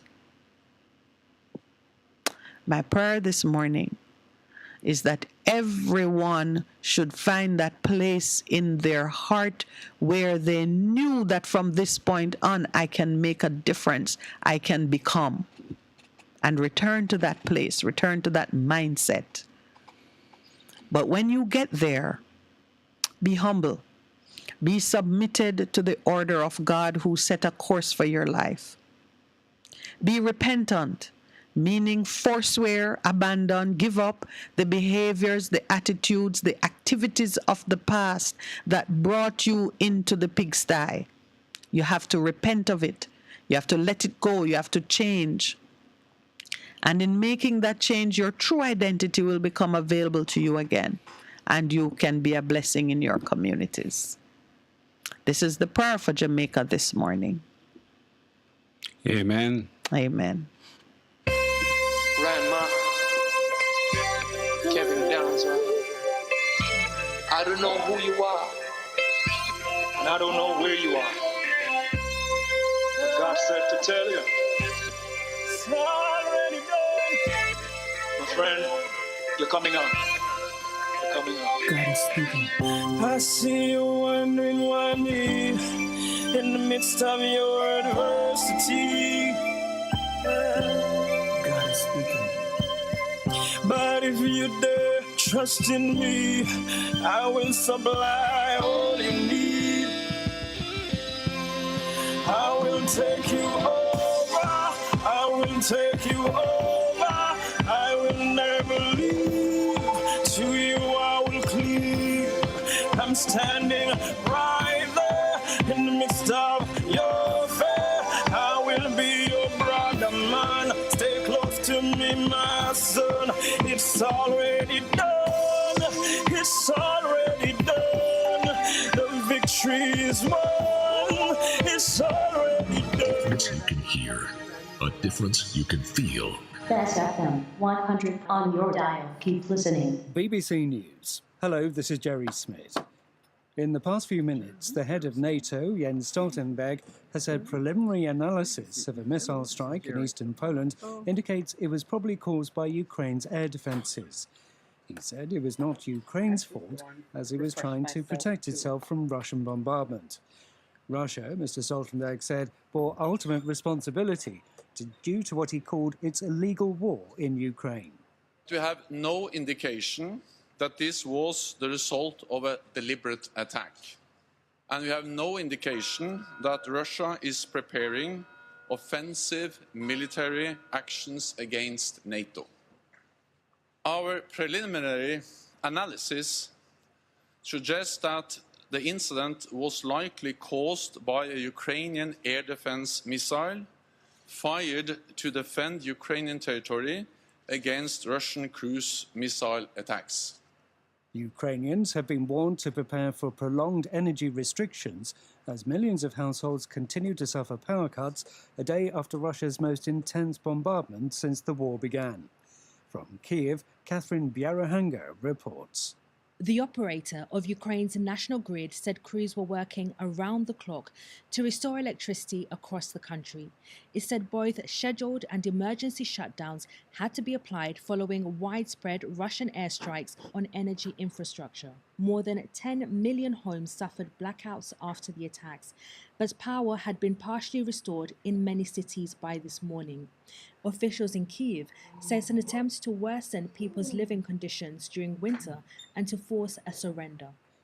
The G20 summit has approved a final declaration saying most members strongly deplored Russia's aggression on Ukraine, but also stressed disagreements. The document said the conflict was causing immense human suffering and damaging the global economy, and that many participants wanted Russia to withdraw from Ukraine unconditionally. Health officials have shut down a top university in the Chinese capital, Beijing, after the discovery of one positive COVID case. It comes as a surge in new infections is reported. Celia Hatton has the details. Last week, China's health authorities promised the country's angry population that while the zero COVID strategy would remain in place, the restrictions used to maintain that strategy would become more precise. Mass lockdowns would be avoided. That pledge is being tested following a surge in positive cases, 20,000 new cases on Tuesday alone. In Beijing, Peking University's 25,000 students were told to remain on campus and classes were moved online. Many other cities are also reporting widespread lockdowns and mass testing. World News from the BBC. Brazil's president-elect, Luiz Inácio Lula da Silva, says he will ask the UN to hold its climate summit in the Brazilian Amazon region in 2030. Speaking at COP27 in Egypt, Lula said Brazil was back in the global fight against climate change. He said it could no longer be isolated, as it had been during the 4-year presidency of Jair Bolsonaro, which saw a vast area of the Amazon rainforest disappear. An Israeli-owned shipping company says one of its oil tankers has been struck by a projectile in the Gulf of Oman, near Iran. The firm, which belongs to the Israeli billionaire Idan Ofer, says the Pacific Zircon suffered only minor damage to the hull, with no casualties or spillage of cargo. Some reports say the projectile in question was a bomb-carrying drone. Kuwait has carried out its first executions in 5 years, hanging 7 people, including 2 women, despite pleas for clemency from international rights campaigners. According to the Public Prosecution Service, those put to death included people from Ethiopia, Syria and Pakistan. NASA has begun its Artemis program to explore new areas of the moon. The uncrewed Orion capsule, powered by European Space Agency Service module, has left Earth's orbit on its four-day journey to the moon. Here's Jonathan Amos. It was a stupendous launch, nighttime launch, about 1 o'clock in the morning, Florida time. And to see this rocket, the most powerful rocket that NASA has ever developed, see that leave the pad was something else. 8 million pounds of thrust, about 40 meganewtons, if you like it, in new money. Imagine something approaching 60 Concorde, supersonic airliners thundering down the runway together. It gives you an idea of the power of this vehicle that NASA wants to put above Earth and go send various bits of equipment and capsules to Earth. A difference you can hear, a difference you can feel. Best FM 100 on your dial. Keep listening. Warning, warning. When there is a hurricane warning, button down, tie down, everything. Lift appliances and furniture off the ground and secure your valuable items. If you wanna boat, secure it on land and turn on your yard if you a fisherman. Make sure you turn off every breaker, and before you sleep, turn off your generator. Flooding, that is a real danger. If you live a gully bank, river bank, or low line area, if you see flood waters are rising, get out, get out. Heed the warning. If your land starts slipping and a sliding, get out, get out. Heed the warning. Hurricanes gonna happen, so be prepared. A message from the Office of Disaster Preparedness and Emergency Management. For a better choice in all your electrical supplies, A, authorized 3M dealer and better brand names. B, better service including free island-wide delivery. C, all major credit and debit cards accepted. It's ABC Electrical Sales. Shop number 8, Hagley Park Plaza, Kingston 10. Open Monday to Friday, 8 a.m. to 5 p.m. Saturday, 8 a.m. to 4 p.m. We make your electrical jobs as easy as ABC. Call 754-3825-8 or fax 754-3659. ABC Electrical Sales for a better choice. Looking to clean your vehicle super clean? 123 Clean Car Wash, located at 2 1/4 Osborne Road, Kingston 10. Entrance on Grove Road, below Tropical Battery. They wash and vacuum, undercarriage wash, engine wash, polish and compound, shampoo and detailing. Call them at 876-631-3400. 123 Clean Car Wash, the best in the business for a cleaner wash. Believe me, it's so easy. 1, 2, 3. Easy! Let not your hearts be troubled. Just believe in God Almighty and daily renew the mind. As we live in this time when fake is more valued than real, lies prefer the truth, the unnatural put above the natural. This is Lady Donna, aka Double D Don, with a new song, Almighty Jah, encouraging your people to keep the faith that God will make a way. Get your copy today. It's on all digital platforms. Lady Donna Official on Instagram, Facebook, AsujaRecords.com. For bookings, Asuja Record label at Gmail. Almighty Jah! Vegam Printers for all your printing needs. We specialize in calendars, flyers, brochures, and more. Call us today at 968-7506. That's 968-7506. Or visit us at 4 East Bloomsbury Road, off Hagley Park Road. Vegam Printers, your best choice in printing. Half a tree, one and drive, half a tree. Bossy, how you do I take taxi star? Chano, I want to tell you, say, 2 months now, my transmission mash up, and I check everybody and can't hear nothing positive. You hear me? You waste all that time I shop around and never call the experts. Winters Auto have them. Them have over 35 years of experience and them diagnose your problem and get back your transmission brand new. For them service excellent and efficient. Trust me, man. You hear me? Call them at 929-7040 or go to them at 106 Maxfield Avenue, Kingston 13 and talk directly to the boss. Just tell them I'm me, send you. You big star. Yeah, man. Respect my boss. Yeah, try and call cause trust me. Waiters Auto Spares and Repairs, good afternoon. What a relief. Best 100 FM is the authentic voice of Jamaica, promoting your prosperity with better vibes and better music. Let us promote your goods and services for you. Advertise with us. For more information, call our office at 876-276-8935. That's 276-8935. The Morning Connection is not your usual talk show. We aim to stimulate discussion and chart new paths to self-empowerment. So please join us, Minette and Percy, on The Morning Connection, Mondays to Thursdays, 6 a.m. to 10 a.m. on Best 100 FM. It's good, it's better, but nothing beats. Best FM. Welcome back, and those who stayed with us through the last half hour, we are especially grateful for your prayerful support.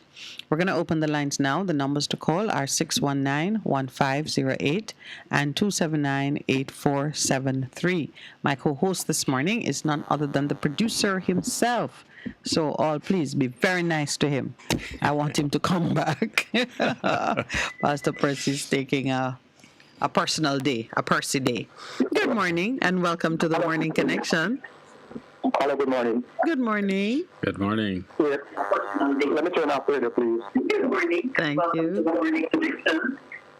Hello, good morning. Good morning. Good morning. Yes. Well, we're waiting on you to turn off your radio. Yeah, turn off the radio. Good. Yes, I called to get some advice. I hope you won't charge me. It has to do with legal. I want to ask you to explain to me what is the meaning of citizen's arrest. Okay. Hello? Yes. Okay. What is the meaning of citizen's arrest? What is it? Yes. Citizens are given, it's a common law right or privilege that citizens enjoy as members of a society if they see a crime being committed. And then you need to see a crime being committed. You can't just go and arrest somebody because you have some kind of random suspicion. But if you see, you can detain the person until the police officer who can take them in custody arrives on the scene. Okay. Why I ask that is yes. How practical it is and applicable if 5 or so citizens see a man with a gun probably raping a woman, something like that. Yes.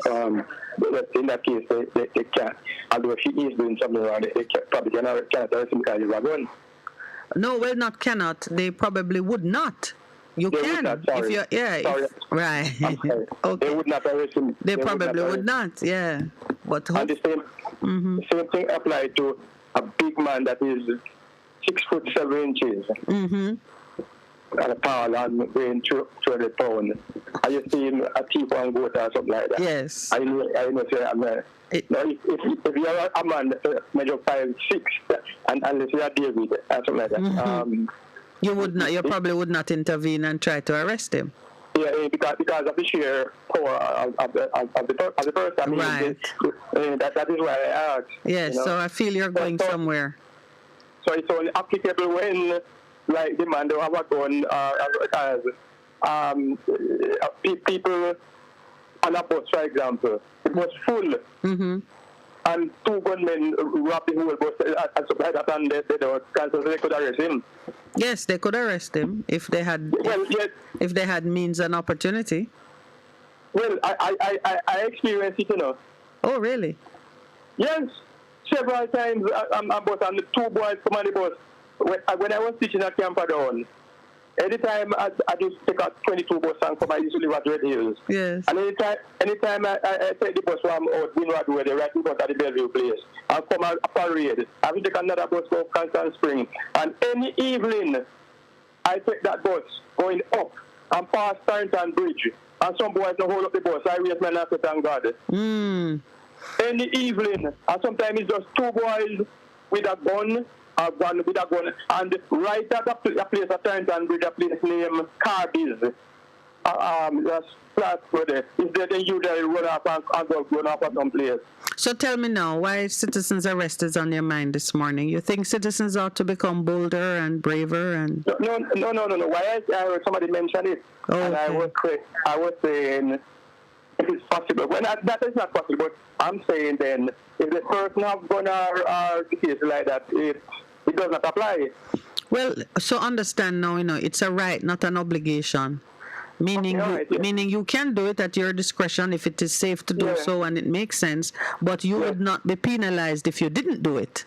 So it's not an obligation that you have to, someone could say that you failed in your duty because you were present when something happened and you did nothing about it. Yeah, I understand. Right. The last thing is, well, I don't know how old you are, maybe you're underage or too young, but many years ago, older people, like me, I'm 70, Well, I wasn't living in Kingston at the time, but I heard of it. There was a gambling thing named Pick-a-Pow. You heard about it? I've heard the name, yes. Oh, okay, good. Yeah, I heard about it too. Now, the same thing applies to a thing in Japan. Now, cash plus or something they have now, it kind of, in a sense, replace the Japan. Those are, yes. Only the name has changed. Now, the point I'm making is that I gather that all those 50, 70 or so years that Japan was around, it was illegal.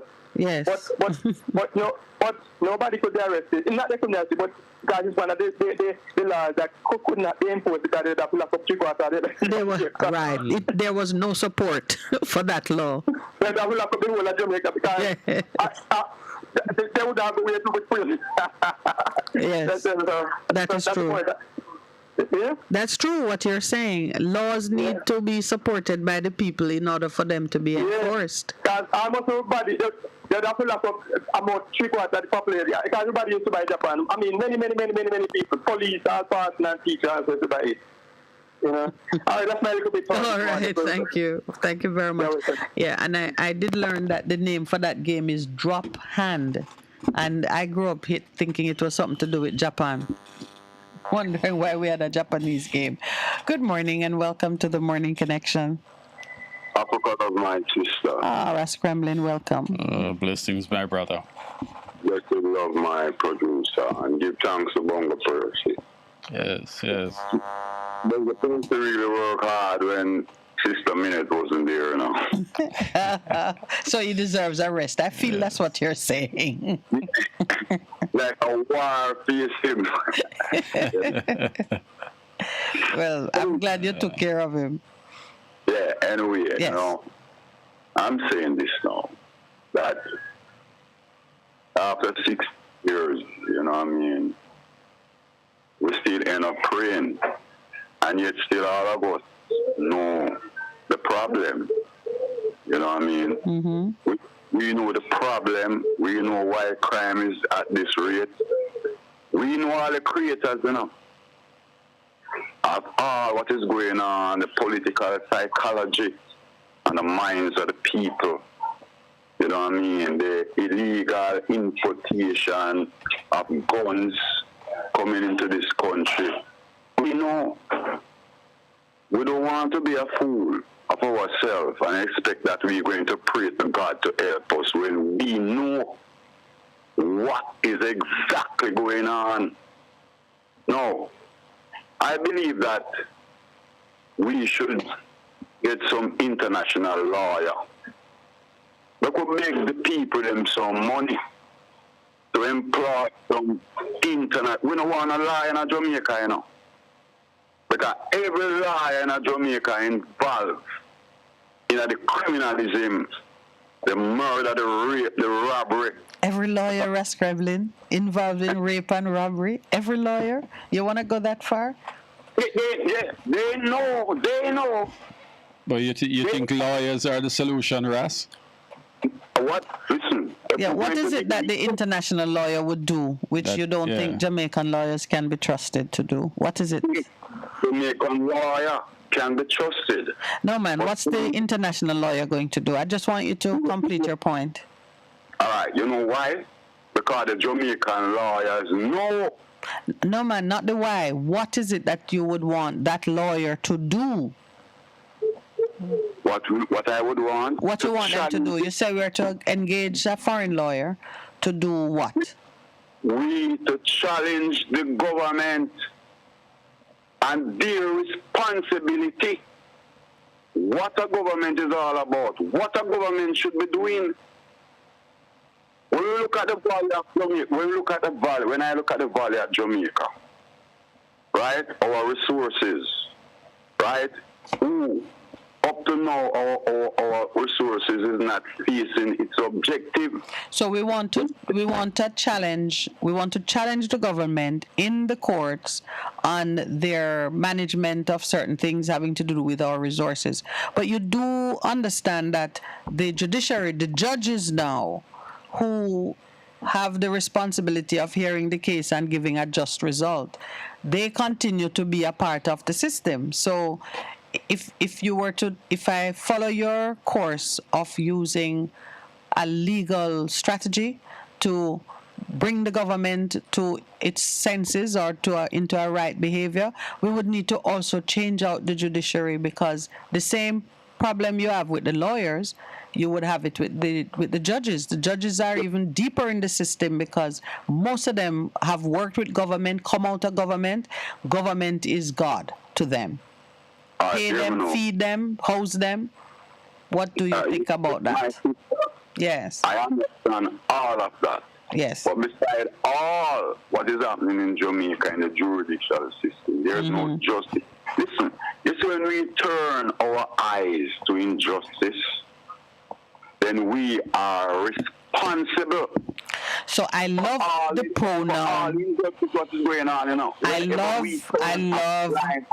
I love the pronoun that you have used, we, because it's not about even lawyers challenging the government. Of that needs to be done as well.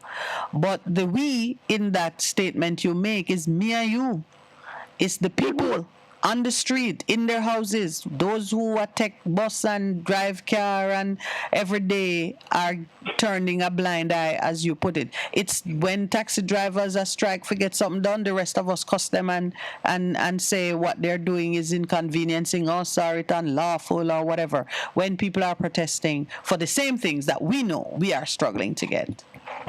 What I'm saying. Yes.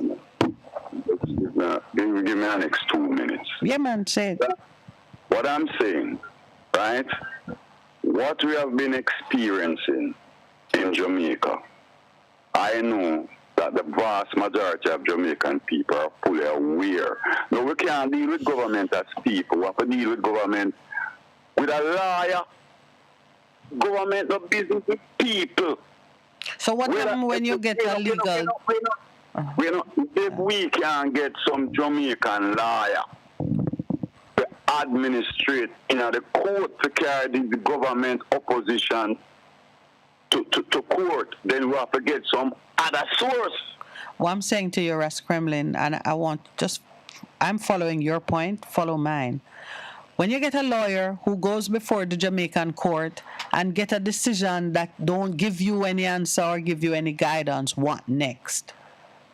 Well, this is what I show yourself to the whole jurisdictional system is wrong in Jamaica. We already know that. Right. We have a court where the highest court is at the Privy Council. So when we get it wrong here, we go to England. Right. Yes, there's a lot of problem inside of the system. A part of the problem, too, is that you have lawyers presiding over lawyers. You know, you look at even the disciplinary process. So you see the whole system needs overhaul, and it's not about lawyers. How can we move to overhaul the whole system? Are we going to make the people them demonstrate, burn up Tyapan Road? Are we going to operate as a legal, civilized people in Jamaica? But the people have to influence it, my brother. The people have to do it. Yeah, let me hear how you see it. I am saying if we get the people to get some money to challenge the system in the courts, right? We just talking. I agree, talking is good because I am highlighted by the talking, right? But we've been talking for over 60 years and getting worse and worse. Yes. I'm going to say this. The problem we have is a management problem. Yeah, leadership. That's where it is. We need to get good, honest leaders to run this country, right? But not saying that the ones who are there are not trying, but I'm saying the fact is we have issues that are not being dealt with because we are running things on a political line rather than take into consideration the people and do what is necessary for the good of the people. That is where we're having a problem. That is exactly what I'm saying. All right, my brother, so we agreed. We have to motivate the people to understand. Because listen, Well, Russ Kremlin, we have another caller on the line now. We're not in disagreement with you. Yeah. We agree that challenging the system in a court of law is a necessary part of the process, but it's not the only part. I think what we're doing is just trying to look at some of the other activities that have to run concurrent with the approach that you're taking. Because you've heard me say that the lawyers need to step up and they need to do a better job of it. You say some international ones have to join the fray because the local ones might be too compromised. It's going to take a multi-pronged approach to get it right. But I thank you for your input this morning. We have someone else on hold, so we're gonna run. But you can call us back. Yeah, man. Thank you, my brother. Thank you, brother. Good morning and welcome. Good morning. Welcome to the Morning Connection. Good morning. Welcome to the Morning Connection. Good morning. Am I connected? Yes, you are, my brother. How are you, Jigsaw? Morning, my brother. I'm well enough. Good morning to the team, and the staff, and the listeners. You have a radio on in the background, my brother. Hearing something coming through. Sorry about that. My call to our fellow citizens is, where is our dream for the country? Where is our vision?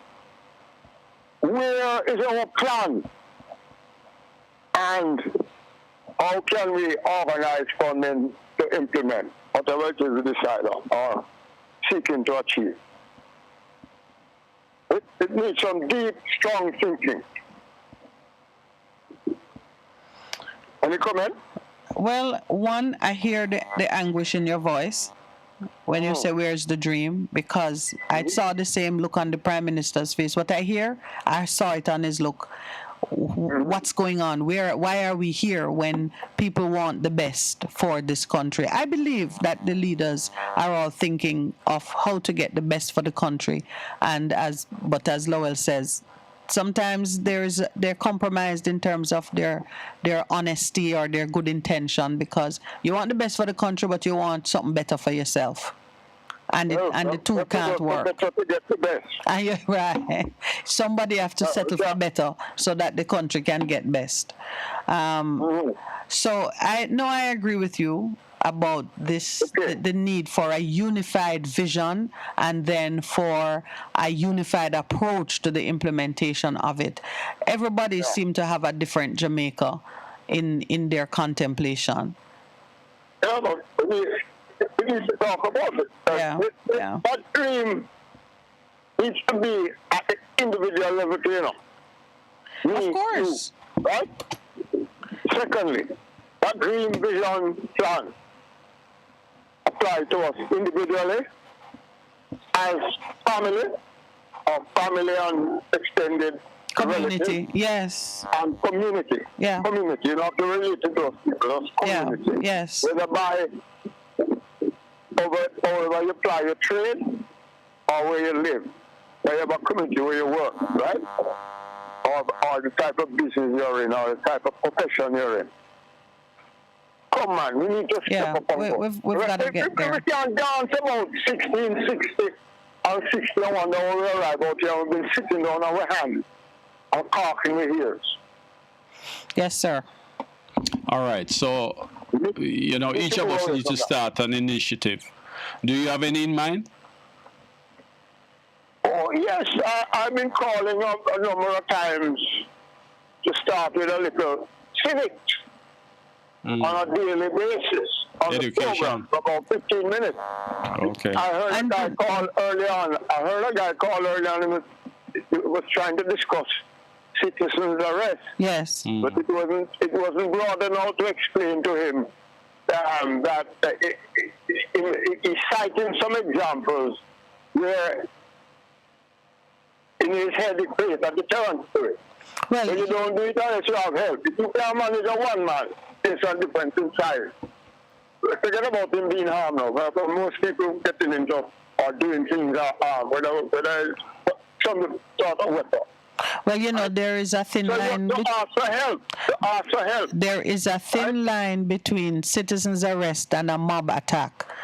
Citizens' arrest, it is not a group effort, really. It's not a group effort because not all persons are going to be of the same intent, and it can very quickly turn out into an assault on a citizen who also has rights. You have to make. Yeah. You have to bear that in mind in what you do. But even all right, my brother. From there. All right, go ahead. Yes, no, we're at the 8:30 break, so we got to take our station break. Yeah. All right. Yeah, man. Thank you very much. Do I stay on or call back? No, we have somebody else waiting, so call us back, please. All right. Yes, I'll try another swing on the willow. Thank all right, my brother. A difference you can hear. A difference you can feel. Best FM 100 on your dial. Keep listening. People, are you listening? If you choose to remain at home after an evacuation order has been issued, you do so at your own risk. Get out! Get out! Hear the warning. What should a taxi service do for you? On-Time Taxi Service is more than just a ride to the other side of town. They offer clean and spacious vehicles, reliable service, and promise to always look out for their customers. They'll come when you call and take you where you want to go on time. You can call us at 926-3866. We are something special on the road.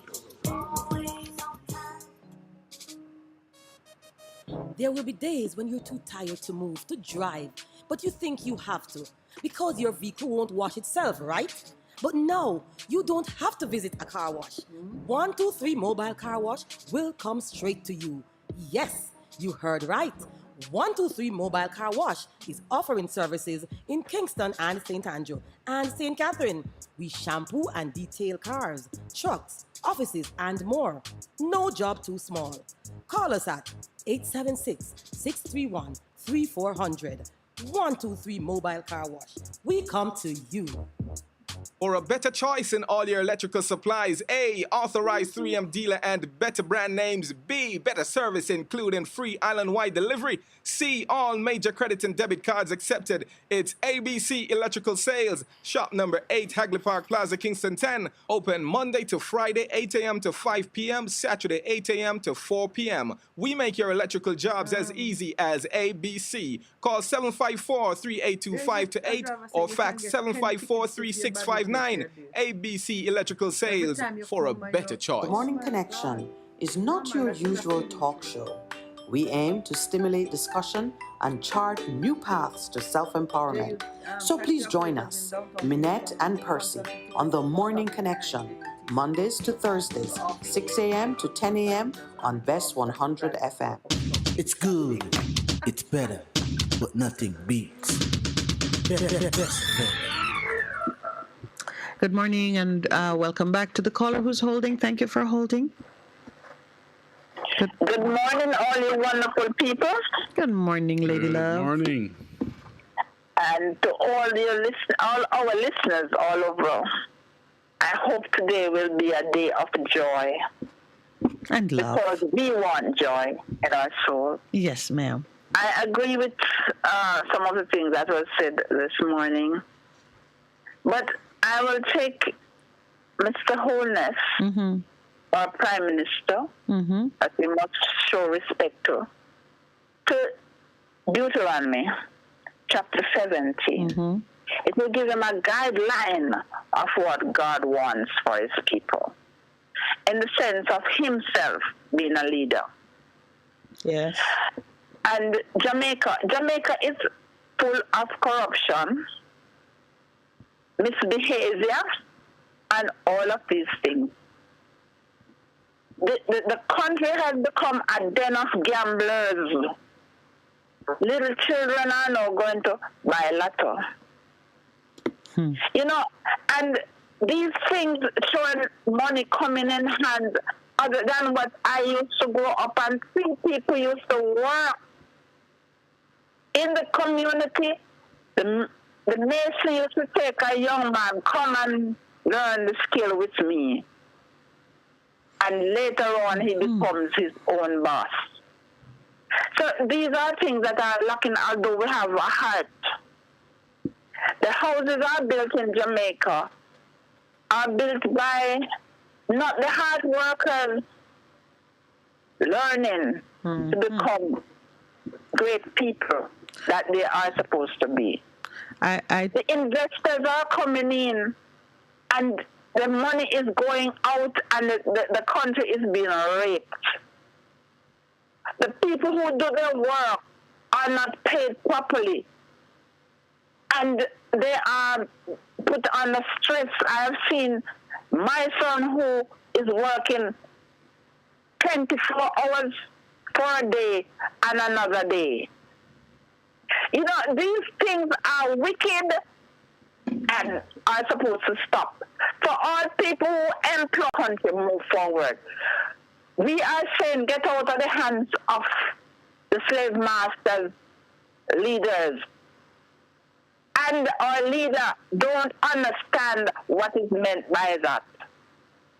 And if you say black, teachers will look at you and say you're racist. At least two tell me that I'm racist.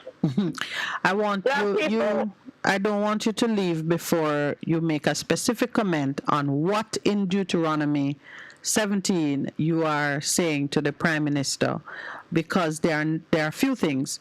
The king must not take many wives or his heart will be led astray. So it talks about fidelity and honor, honorable behavior. Yes. He must not accumulate large amounts of silver and gold. Mm-hmm. When he takes the throne of his kingdom, he is to write for himself on a scroll a copy of this law taken from the Levitical priests. So it's calling on you to work in concert with your church community, the priesthood. And it is asking him to be aware of the law. It is to be with him, and he's to read it all the days of his life, so that he may learn to revere the Lord his God and follow carefully all the words of this law. Tell me, what I'm saying to him as he learns is that, one, when he takes on leadership, look into the laws of God, what they are. Understand it, that they're supposed to, leaders, they're supposed to take care of the people, not themselves, not full up themselves with wealth and these kind of things. Yes, ma'am, I agree with you. I do like that as an instruction. That is a fuller version of the message for our Prime Minister this morning, as we see him trying to find a strategy to bring some law and order back into the country. Thank you, Lady Love. One last thing. Go ahead. I will say it again and again. Start speaking love in everybody who do not know it. Because the most of Jamaican people talk about love, the thing to go to bed. And we need to change that understanding that the love of God is greater than all of this. And you have said it very lovingly just now. Thanks very much. I agree with you. I love you. Love you too. Thank you. Good morning and welcome to the Morning Connection.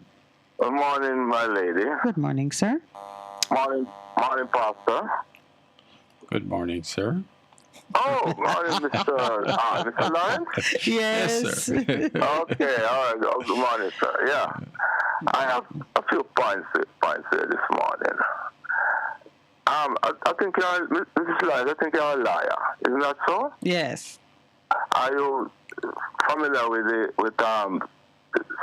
civil laws and so on? Are you know? Generally, yes.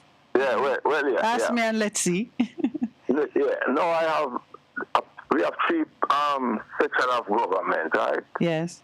We have the judiciary. You have the executive arm. Yeah. Mm-hmm. And the judiciary. The court. Yes. Yeah. Yes. And the other one is the what? The other one is parliament. Yes. No, yeah. So when the government and each one of them are equal, right? They stand shoulder to shoulder, yes. Each having their own. Yeah. So when the government goes to make a law, like the law that say if a man is found with a gun, mm-hmm. he can be sentenced to 15 years. Isn't that taking away the power of the court? What the court supposed to adjudicate on? No, it's not. And I was going to say to you that the doctrine of separation of powers means each have their own discrete set of activities that they conduct, and the other one can't interfere with it. So Parliament makes law, and the court can't interfere with it, but the court can interpret it. The court's responsibility is to interpret it. And the executive arm is to implement policy. But we have what you call parliamentary supremacy because the parliament is first. When you said they are equal in the sense that they are each standing at the top of the architecture of government. But parliament is where the laws are made. So Parliament will make law, the court will interpret it, but the court can say that a law is in breach of the Constitution. And Parliament would have to go back again. But once Parliament makes a law and it is validly done, the court's job is to interpret it and apply it to, So then I don't understand. So the parliamentarian can go into the Parliament and say, well, a man supposed to get 100 years in prison for a gun, and there's nothing can be done to reverse that. And here's why. That's a kind of an extreme point, but there are countries where their parliament says, their lawmaker says, death penalty for littering the street, for example. I mean, I don't think there's one that has it for littering, but or you'd lose your left hand or your right hand if you steal. And that seems extreme, but it's because the people, in a democracy, Parliament is the voice of the people. And that's why when we are calling for constitutional reform in Jamaica, it's because there is a great disconnect between what Parliament does on behalf of the people and what the people want. So Parliament is supposed to only pass those laws that will find favor with the people because they know, having received instructions from the people, they know what people want to see. And if we say gun crimes, we're tired of it, if you are caught with a gun, it is the death penalty for you. And Parliament pass it, and it is debated, and all the voice of the people gets heard, and that law is passed, that law is good unless a court were to find that that law is against the Constitution, which the same people says is that final authority on what is lawful in the country. Yeah, but we're going to run that problem right now because, for instance, most people that do a survey in Jamaica, most people are coming for execution, And yet the Parliament and the courts are not moving in that. That means there's a disconnect between the people and the authorities that they have put in place. So you have to go back to the drawing board and put in place a Parliament and a system that is in keeping with the voice of the people. So I am not too certain that would be a solution. What is the solution in my mind, is to do something with the thinking of the people, Oh, you mean so who's going to retrain? Yeah, then who's going to retrain the people? Well, we have to find a way to retrain the people. We have to find a way to do a massive re-socialization of our people. That is the thing facing the country. I was skipping around it by talking about state of emergency and all of them type of things there. And if we don't find a way to re-socialize our people. Well, when I asked it, I asked it rhetorically because we are the ones responsible for training ourselves. Parents train their children, and children in turn, when they become parents, pass on the training. So yes, you're right. There is a change of heart that needs to take place, and it begins with a new way of thinking. The renewed mind is what we advocate. So it has to be done, and when you have built that new way of thinking, it will produce a parliament and a system and workers and people who are generally conforming with what it is that all of us think is best, or most of us think is best for the country. Yes, and I believe it that culturally there are so a lot of deficiencies in our culture that we need to get rid of, that is holding us back to. Well, it takes time, but it is underway. All right, brother, we have someone else holding. If it is not done, yes, we're going to keep on talking about state of emergency to take away people's rights, because as far as I'm concerned, you know, the state of emergency is just there to take away people's rights, because the security forces, my understanding is that the security forces, there's nothing preventing the army and the police from going in an area that they suspect that gunmen have people having illegal weapons. Lock down the area, search the area, use dogs and all. Well, and they are doing that. So it does beg a question for me. The commissioner has identified 300 intelligence packages that they have, which to me mean 300 people that they want. And but they need a state of emergency in order to do what need. That tells me they want to do something very unnatural, because during the regular season they have the powers to move against persons on whom they have credible intelligence about wrongdoing. So why you need a state of emergency means you must want to do something that you couldn't get away with during the regular season, and that means rights are at risk. You see what I am concerned about, you know, is every time you hear they say how much gangs in this country, and they tell you the name of the gang. So if you know the gangs and you know the name of the gangs, they make anti-gang legislation that you can be arrested for if you're in a gang or something, if you're suspected to be in a gang, brought before the court and so on. So why are they not targeting those individuals? Yes, that is a reasonable. So you see the problem. You keep making law after law after law. The law does nothing without people who will implement it.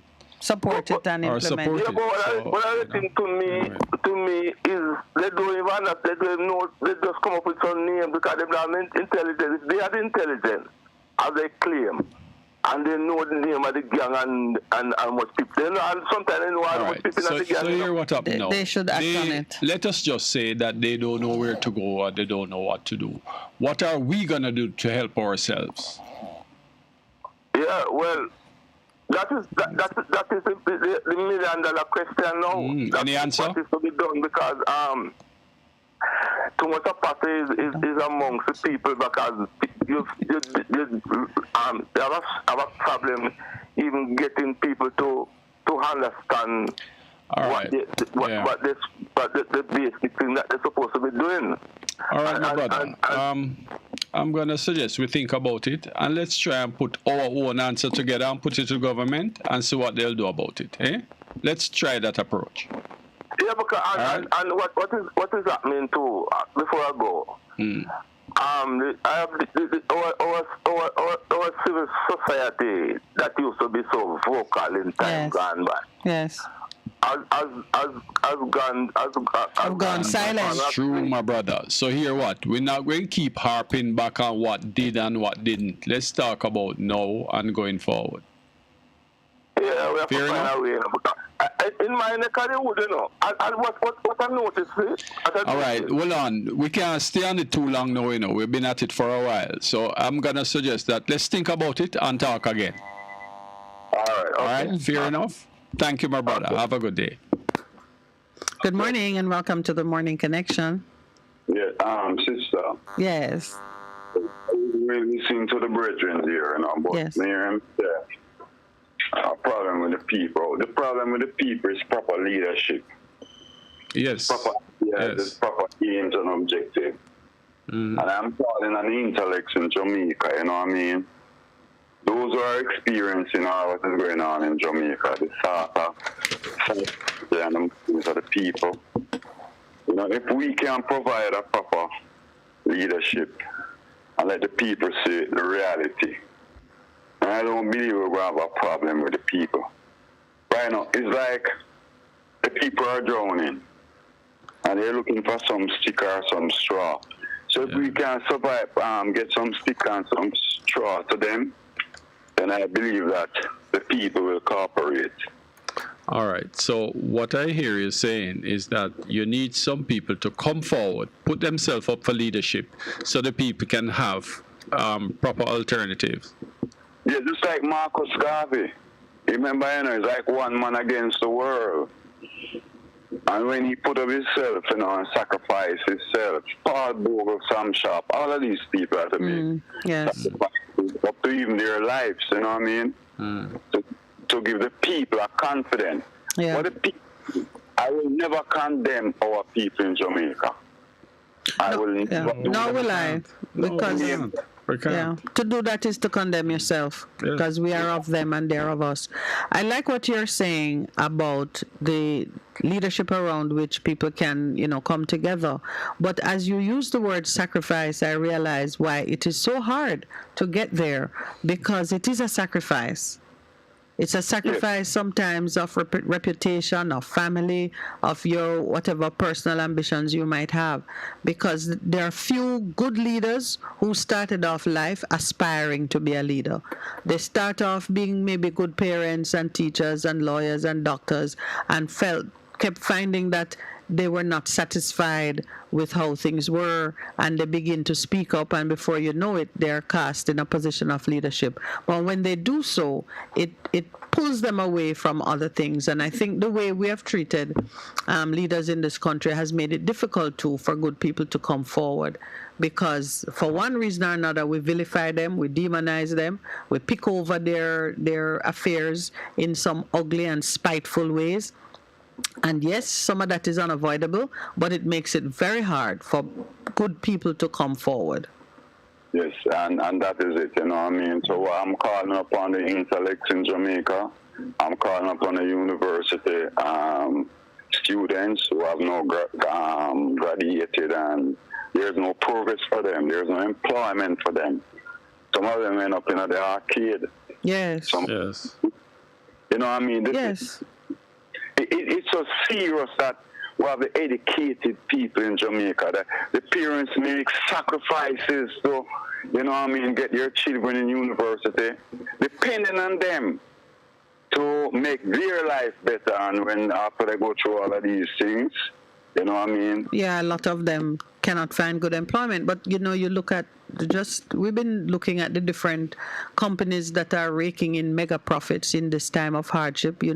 I always say money does not disappear, it only changes hands. So when the people are getting poorer, it means somebody else is getting richer somewhere. And we see like the banks, for example, raking in large swaths of profits. But you don't see people plowing it back into productive activities that can give people a chance at a better life. You're not seeing it. You're seeing a lot of motor car loans, and you're seeing all kinds of different quick profit-making approaches. But you're right. To unlock the capacity for some of our young people, you don't see money going in that direction. They should have 1 minute. That's what I'm saying. Yeah. In my last minute on my phone, all we need to do is try to get the educated force together and see what will be the results. Where leadership is concerned, identify the aims and objective and the way forward. Mm-hmm. Yes. My sister, give thanks, my brother. Yeah, man. Thank you, my brother. Thank you for that. Give thanks, my brother. Give thanks. Good morning. Welcome to the Morning Connection. Yeah, good morning, Zach. Good morning, Raspal. Yeah, good morning to your husband. Morning, Raspal. Raspal, him name Lowell. Good morning to the diaspora. That would be Lowell Lawrence. Yes. Yeah, Mr. Lawrence, yeah, but yeah, people know who me are. So. Him are the boss, not your boss. All right, so when you say boss, I can take that. All right. You feel like Jamaica can find leaders? What do you think? Qualified people to lead. What do you think? Sure, Jamaica can find qualified people to lead. Okay. What we want to set a system where people don't a prime minister can't do more than 2 terms. That means say a prime minister, if he becomes puppet, the outside leaders are inside private sector or whatever. All right. More than 2 terms. So you're back on the Constitution, and which is what you have always been championing. Yeah. Right. So now, the question now is, all right, what's the first step in getting that reform?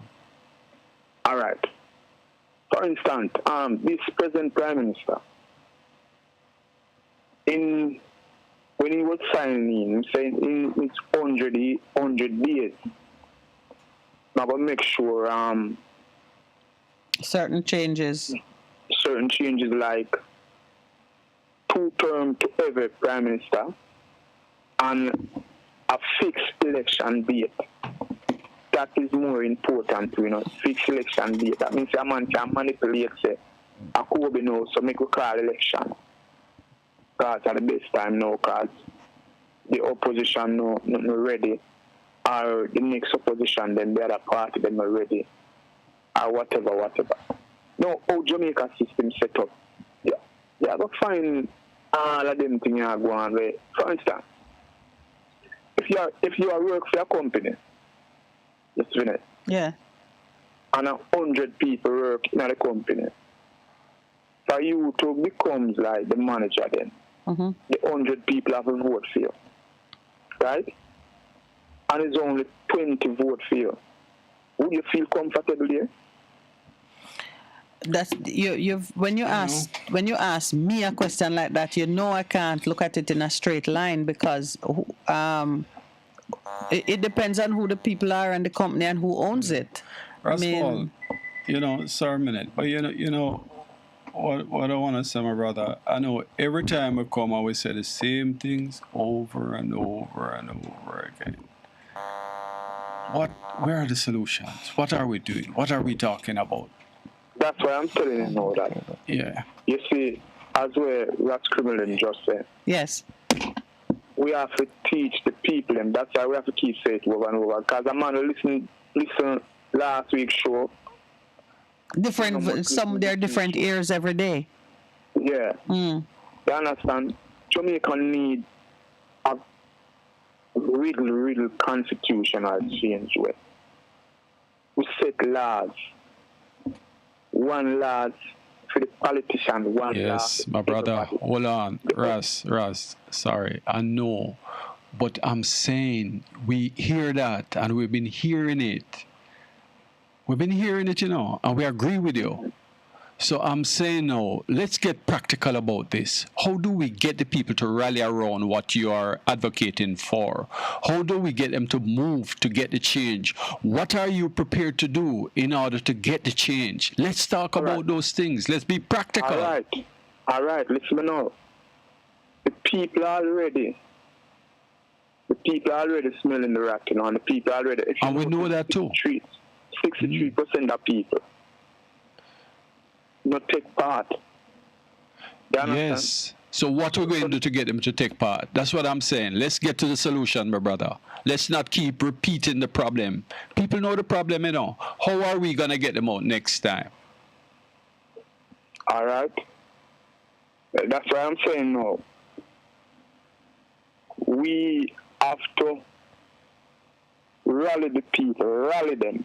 Right. You understand? Yes. Rally the people and keep on pushing it in the people because they're not going to know, The people don't know, Oh. And the people are already knowing, Yeah, so what are they doing? How do we get them to act?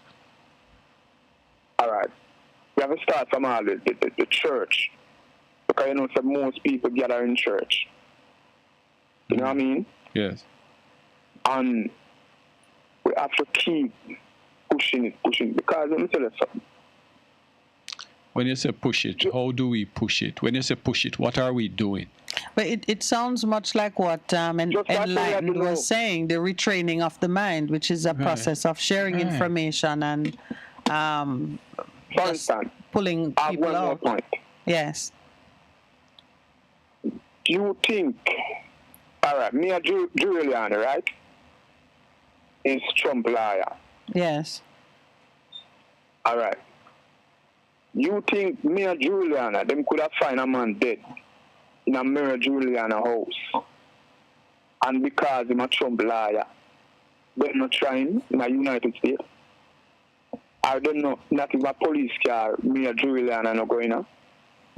Well, you know, Raspal, you use that example, and you're going to see that even in America, there are levels and levels, because look what's happening with President Trump himself. They have a committee sitting and inquiring into what happened on January 6th.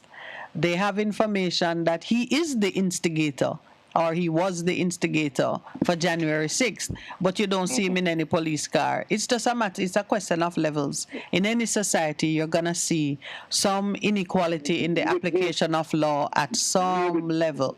It's going to take a lot of time before you get to, seeing certain things happen. All right, my brother, thank you. We're at the past the break. Yeah, we're at the 9 o'clock hour. All right, so let's take this up you again. know you can call us back. Yeah, man. All right, thanks. Bye. A difference you can feel. Bass FM. Keep listening. One in. A hurricane we name. How we rough. Whether we are man hurricane or woman hurricane. We want you to know that. We come and we mash up buildings, blow down things and just like blood out this. We no ram.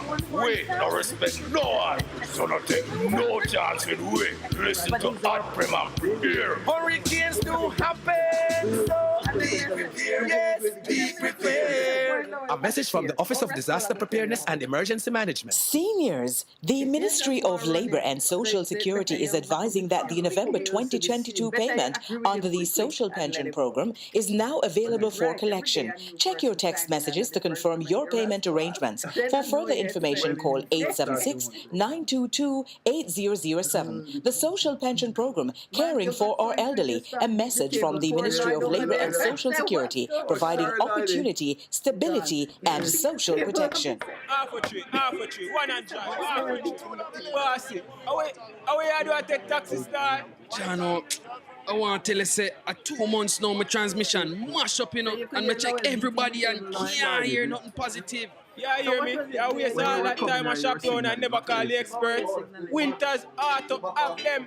Them have over 35 years of experience and they diagnose the problem and get back your transmission brand new. With them service excellent and efficient. Trust me, man. Yeah, hear me? Call them at 929-7040 or go to them at 106 Maxfield Avenue, Kingston 13 and talk directly to the boss. Just tell them I'm me, send you. You big star. Yeah, man, respect my boss. I try and call cause trust me. Voiceless Auto Spares and Repairs, good afternoon. What a relief. For a better choice in all your electrical supplies, A, authorized 3M dealer and better brand names. B, better service including free island-wide delivery. C, all major credit and debit cards accepted. It's ABC Electrical Sales. Shop number 8, Hagley Park Plaza, Kingston 10. Open Monday to Friday, 8 a.m. to 5 p.m. Saturday, 8 a.m. to 4 p.m. We make your electrical jobs as easy as ABC. Call 754-382-528 or fax 754-3659. ABC Electrical Sales, for a better choice. Yes, indeed. This means war. Midnight warfare every Wednesday night from 10 till 5 a.m. Join us. Me, the Prophet Mark Stewart, and of course the boss shot, Apostle Marshall, for midnight warfare. Come for the songs, come for the word, come for the prayer. Of course, the prayer line will be open. We'll be praying for you in the midnight hour. Don't drop asleep. It is no sleep night right here on Best 100 FM from 10 p.m. to 5 a.m. Join us. Will you? It's going to be powerful each and every Wednesday night. Looking forward to have you join us for midnight warfare prayer. God bless you. God bless you. See you then. The Morning Connection is not your usual talk show. We aim to stimulate discussion and chart new paths to self-empowerment. So please join us, Minette and Percy, on The Morning Connection, Mondays to Thursdays, 6 a.m. to 10 a.m. on Best 100 FM.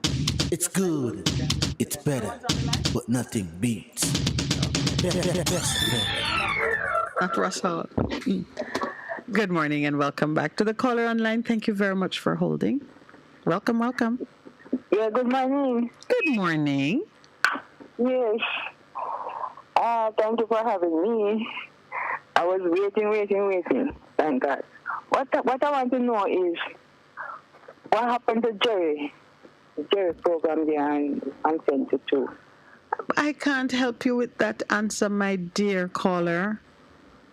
We need to hear him, man. We need to hear him. Because I am missing the program. All right. Well, I hope he's listening so he'll know that he is missed and whatever it is that is happening, he can say something somewhere to his I'm missing listeners. the program. All right, my dear. Look here, I was listening in on the program and, people wanting solutions. But my little input here is that we need to start the changing ourselves first. Individually, and trying to show that spread like wildfire. Of course, that's what we say here too. So we're in agreement. Become the change you want to see. Yes, so from we start spreading the love and be more patient with each other, knowing that we all are humans, not in the sense that we are to tolerate foolishness. Right. We need to exercise more patience. You know? Remember, Jesus did say to when they were about to stone the woman there. To death, and he said to them, if you have no sin, cast the first stone. Yes. And everybody walk away. Right. And of they course, were all guilty of something. If you are truthful to yourself, then you would be less punitive and unloving towards others. Yes. Thank you for that contribution. Yes, and please let me hear Jerry because I really miss that program. I used to call in and, Yeah, man, if it were up to me, man, you would be hearing him at 10 o'clock when I leave here. Yes, man. He's something else. But I know. I need to hear him. I need to have him back. All right, my dear. I'm sure that others are listening and can give a response. Man, he's the voice of many. Yes. Yes. Voice of many. And we need to understand that what's happening to the nation and, come to grips with what's happening, not to just ourselves, but reach out to other people, reach out for other people because there are lots of hurting people out there. Right. And I've learned now not to undervalue the importance of, these programs that give people a chance to express their views. Yes. So I know there's a value. Pay attention to the people. There are a lot of hurting people. People you couldn't believe what's happening in their lives, and then just need somebody, a shoulder there to lean on, somebody to say, yes, sometimes. Just give that little light. Yes, you are in agreement on something. All right, my dear. Thank you for calling us. And thank you too. You're welcome. Good morning. Welcome to the Morning Connection. Good morning again. Yes. The difficult question being asked this morning. How are we going to change it? The how and when is a difficult question to answer, Yes. Yeah. Very difficult because I notice when you ask that question, even myself when you ask it of myself, it poses a little difficult and You have to stop and think a little more. You have to think a little more. No, but what that lady just said is the beginning of the answer. Yeah. She said, start the change in yourself. No, but I have always advocated that, Yes, that we have to think about. I have always advocated that the first thing, is to think of yourself because I have a mantra that not even a bus ticket I don't throw on the road, Yes. No, I don't do nothing like that. And my children are the same and my grandchildren are the same. No, what I think we need to do is to somehow get back the values that we used to, some of the good values that we used to have, right? Values and attitudes. Yes, we have to get back that into the society because that's always say, if we strike gold tomorrow and Jamaica won't be a peaceful and loving place to live, more peaceful and loving place to live, because if we don't get back the value and attitude, because if you notice, You see some people driving some nice cars and then living at them nice house and all them things and you see them take out them garbage and them throw it this and them throw it this and all them kind of things. So we have to get back those things and start with the young. We have to start to bring back those things in the school. As you're saying, right, there you go, the schools. Yeah? Yeah, man, and the truth is, we can't just dump it on the teachers either. Parents. Yeah. We can't just dump it on the teachers. Hello? No, I'm just saying you're so right about the schools. And at the same time, as parents, we have a responsibility. So let's not divest our responsibility to the teachers. No, you know? It's a partnership. But I'm not saying we should, but listen. No, I know you're not. You have youngsters, you have, especially when they are small, When they go to school and the teacher tell them something, you can't tell them, and them say, so teachers say, Yes. So the teachers have a very important role to play. Right. I'm not saying we must leave up everything to the teachers, but some of the basic things that we need to do in this country. It has to start from the school, from the children are young. Yes. And we seem to have forget about those things and not going. You see, we have become so materialistic, and the country has become so being materialistic and difficult to get the material things that we want. Is some of the problem that we have in this country. So we have to find a way to start to get back into the people that some of the simple living that people used to enjoy. Right. You know the part I'm interested in now. I hear you say we have to find a way. So they know what is that way? How do we do it? And that is what a lot of people don't know, And they need help. And we need to help because we are the voice of a lot of people out there. So we need to tell them, show them how we can do it so that they can come on board. Because some of them really want to help, but they don't know how to. Well, intelligence in this country need to find a way to get into these communities. Well, my brother, we are the only reason persons are perplexed and constantly debating what is the way and how. We know the way. There is almost like a manual, blow by blow, how to live your life down to some very small details. We know the way. We know we should walk in it. We know that if we turn to the left or to the right, there are some consequences, and the consequences are known. We talk about them here almost every day. This program is dedicated to teaching the principles for the kind of living that we desire, and that is our emphasis. The problem we're having is we want it to be overnight. Yes. That's the problem, and it cannot be overnight. And every strategy that we invest big money in is expecting an immediate return, and it cannot be so. Yeah, that's right. Yeah, that's the point. That's why I'm saying. Yeah. That's why my big emphasis on re-socialization. And socialization is something that begins from people spend all kind of money on prenatal preparation, sensitization of fetus, much less. It's a lifelong journey, and it starts in early childhood, and we're trying to recapture a generation while they are somewhat mature. The only way that I know, and that is written off, and that has credibility behind it, the only way is through the renewal of your mind, through a spiritual journey that brings you back in a reconciled relationship with your Creator. That's the only formula, strategy that exists anywhere. And mind you, people have tried science, medicine, have tried drugs to rehabilitate people's mind. They've tried electroshock to rewire people's mind. We have worked on the body in the physical, in the natural world, to see if we can change some of the psychoses that people endure, that make them antisocial, that make them autistic, that create dysfunction in the human body. And none of it has worked. If it work for a day, it have a side effect that shorten your lifespan. So what would you say? What would you say? Why the countries in the Scandinavian countries, for example, that has not gone the religious route? No, don't say that. Talking about religion. The Scandinavian countries are categorized as post-Christian, meaning they went the religious route deeply. Okay. And they are now past it and they are returning. You know, life is cyclical.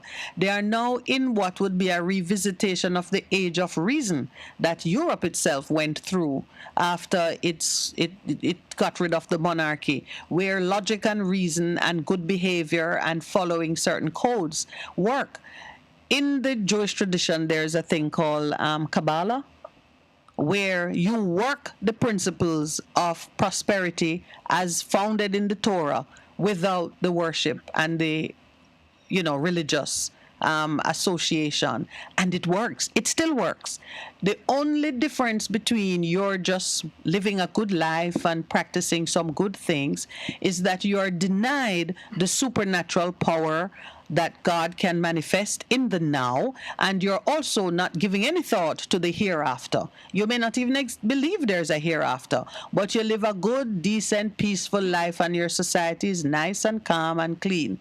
But if you believe that there is life after death, you've made no arrangements.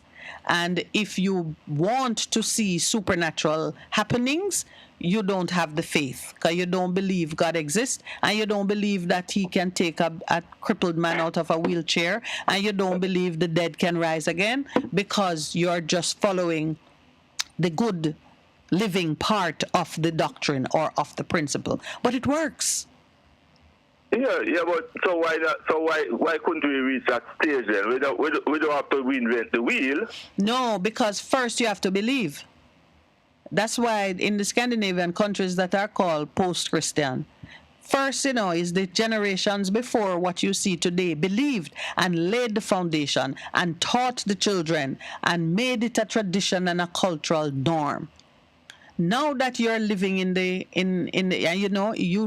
you were the one who brought Camels on the Horizon into this show. Now you're living in the good times because it has now become standard behavior to address certain things in a certain way. But you're not doing it with the heart of God. Yeah. So camels are on the horizon. If we live long enough, we will see it. And it starts all over again. My brother, your contribution is valuable. We do appreciate it. And we just need to continue the dialogue. Yeah? Okay. Thank you so much. Yeah, man. Good morning and welcome. Good morning, Miss Minute. What's up? You tell me, my brother. How are you? All right. Now, let me call you talking in the morning. First, yes. We have people in Jamaica who stop being hypocrite. We know why. I think we have too much people who are hypocrite in Jamaica. Alright. First, I'm going to say this now. Ross Paul and Kennedy, that's a look while. We have more than enough leaders in Jamaica. Right now, me know say you, Miss Minute, can't run the country. Me know your husband can't. Only for people me know can't run the country. But we just have some people who were evil and want to sell you out, and we know what they do. Because first thing, look at this. The taxi man they demonstrate over something to them on honesty. And you see the next day, when you go up on the road, you see police and soldiers there everywhere. And them say a crime, them have state of emergency. Because, that's why them put out state of emergency. Yes. Which we know the reason why them do that thing. Everybody know the reason why. You understand what I say? Because end of the day, alright, next thing again I say, all of the people them with a listen Jerry program. Yeah. You don't know if they expect to come a time of Jerry now go on the station. So me have to call Miss Minute and ask to Jerry. And if you never did listen to Jerry, why you didn't ask that? Yes. You understand me, sir? Yes. You come like you never did listen then if you have to ask one to Jerry. Because you must look out to that happen, you know. You understand me? I say so. Yes, yes. With one way we can solve the problem, and we have to prepare to do what we have to do. Because them prepare to do what they have to do, you know. Because the taxi man they demonstrate, and the other day police and soldiers all over the street, because you know them prepare to do what they have to do. There's only one way we can solve the problem if that we have to prepare what we have to do. You have to have stop the hypocrite about leaders and government and start about government to do this and to do that and we are looking for this and that. One way we can solve the problem. One way and we know because we see them now do nothing, so we already them not respond. So we're not blind. I like this. I am so drawn to the simplicity of your logic. Because whatever the reason might be, we see that they are prepared to do whatever it takes to reinforce their position. And by this I mean state apparatus, because it has come down to a contest between the people and the state. It should never be so, but that's what has been the case in Jamaica. And every time you say, all right, they have the gun, so let me see, for a peaceful life, it work against us. And you just keep conceding ground and yielding ground until we're at the place now where, wow, if they don't decide to have an election, we might not have an election. Because you see, the opposition seem to be of a different mindset these days. It's not really opposition. So you get the sense that there really isn't anybody who is prepared to go to really confront the injustice and the abuses that take place as the government is trying to run our business. Look at that. Local government election has been delayed, and it looked like they will only call it when they're certain they're going to win. There's always some. You're going to hear, so there's a state of emergency, so you can't call it. Or there's always going to be something. So I like the simplicity of what you're saying. You just have to look at the fruit. Look at what people are doing and make your own judgment. I make that judgment every day now. I'm with you on it. So, one more thing. Yes. When the people look, man, look at it simple. It's not crime the government are fighting up because remember me living in Jamaica. And me see when the MP then come in at the area. I see a gunman I work with them. I don't know labor and no mason and no carpenter I work with them. A gunman I work with them and the people them I do the ranks in the area I work with them, I went on a big contract them for run and them get that means you don't know them. They know them. The people them on our fight. It's not a crime on our fight. And we see it and we're supposed to see it again with the taxi thing we happen just one day because they might expect about anything that happen. So them put all them response and all that. So people have to stop the pocket and talk about what government to do and what we can do and lead and everything. We have more than enough leaders in Jamaica. All we have to do is unite together and do what we have to do because we're not a vice right and now everybody afraid. That is the thing. I was going to use the word fear. We played that song during the prayer section because we have to release ourselves from the bondage of fear. We're afraid that if we say something, we're going to be shut down and we're going to be penalized and victimized in some way. There is so much fear that is preventing us from taking the right decisions. And when you look and you see good people getting knocked about because they try something that goes against the norm or they try something that challenges vested interest, you become even more fearful. But yes, we gotta be released from the fear because you're either gonna die slowly and painfully, or you know what? You may die quickly and mercifully. But death is inevitable. It's a question of how you want to die. Fear kills. And fear is gonna kill you anyway, and it's always slow and painful, isn't it? Yes, it is. Fear is just a state of mind, I only fear you're supposed to fear yourself. So you're not supposed to have no fear none at all.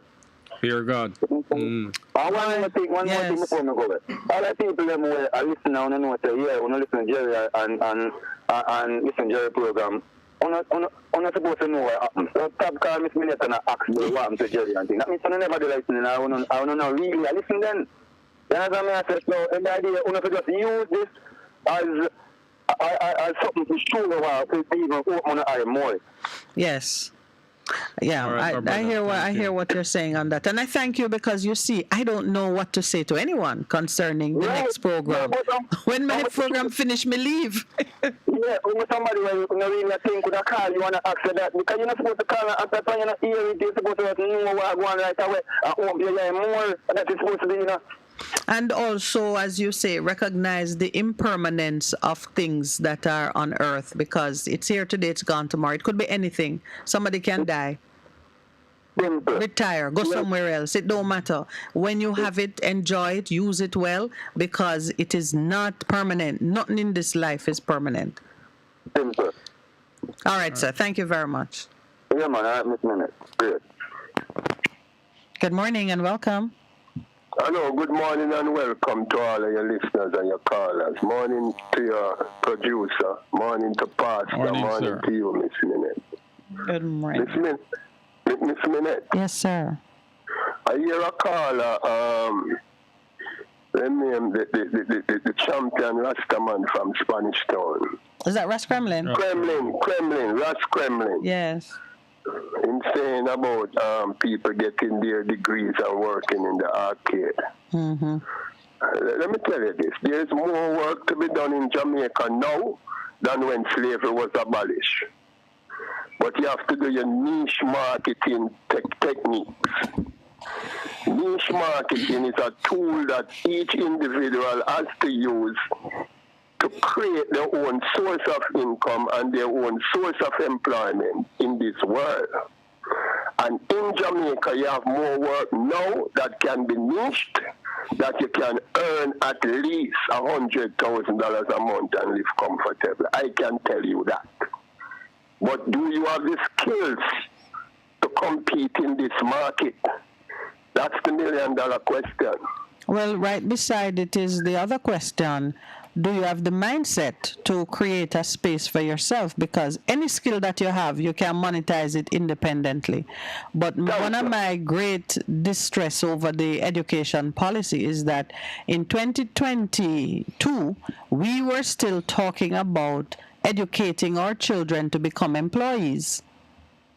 That's fundamentally wrong in this modernized world. Yes. And I hear you say a statement that these capitalists, when you check your businesses, they are making super profit. Mm-hmm. Now, if you study accounting like I do every day, when you look at the balance sheet of all the main government creditors, mm-hmm. they have a ratio that they use, they call it the PE ratio, the price earning ratio. Mm-hmm. You see the market value of the shares that they have on the stock market, they value it with the dividends that they get from these institutions, like NCB, Sagicor, Grace Kennedy. And all of those PE ratios are way over the inflation rate. Because they have a philosophy that the rich must be richer and the poor must be poorer. And that's part of their capitalist religion all over the world. So we have to recognize that as a people. But let me tell you this. The radio station that made the most money in Jamaica last year mm-hmm. was the RGR Gleaner Group, right? Mm-hmm. And when they had their meeting to share up the dividends, most of the shareholders were upset because they didn't get value for their money. They want more. Mm-hmm.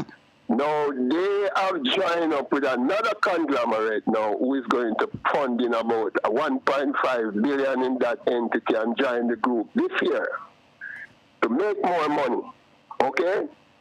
Now, we have a radio station over here that is growing, right? Yes. Why are we afraid as listeners, well-wishers, loyalists, to grow this radio station fundamentally through contribution so that we can take the message to the people, create some employment, help one another, and try to make our niche market a better place? Why are we afraid to talk about big money on this station? Why? Are we afraid to talk about big money? It's what give you that impression? I have never what been afraid. That impression? Let me tell you what give me that impression. Yes. We need a link up with one another in a boss.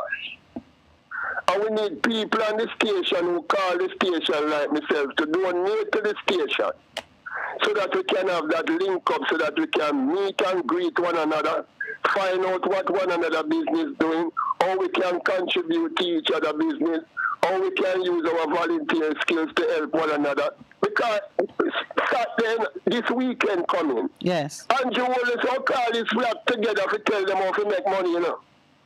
What are we doing with our flock over here? I'm putting this on your station again. I'm putting this on your station again.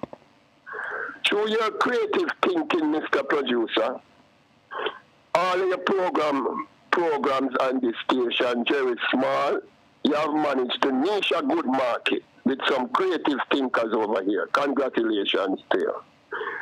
The loyalists of these programs need to contribute at least $1,000 to $3,000 a year, 1 year. If I take up $300,000 out of my savings now and put into this program, I get more than value for my money. All right. And if 1,000 now we do that, that's $3 million. You know that could pay some salaries up there and keep the presenters on the program. You know, I do admire your what should I say now? You're committed to seeing the vision through, eh? It has to come The true. truth is, and we're right on the break, so you know, I don't want to spend too long on this point. All right, stay with us so we Yeah. can return to it after the break. Yeah, Because it's an important point. It's an important point. A difference you can hear, a difference you can feel. Best FM 100 on your dial. Keep listening. Warning, warning. When there is a hurricane warning, button down, tie down, everything. Lift appliances and furniture off the ground and secure your valuable items. If you wanna boat, secure it on land and turn on your yard. If you a fisherman, make sure you turn off every breaker. And before you sleep, turn off your generator. Flooding, that is a real danger. If you live a gully bank, live a bank or low line area. If you see flood waters are rising, get out, get out. Heed the warning. If your land starts slipping and a sliding, get out, get out. Heed the warning. Hurricanes gonna happen.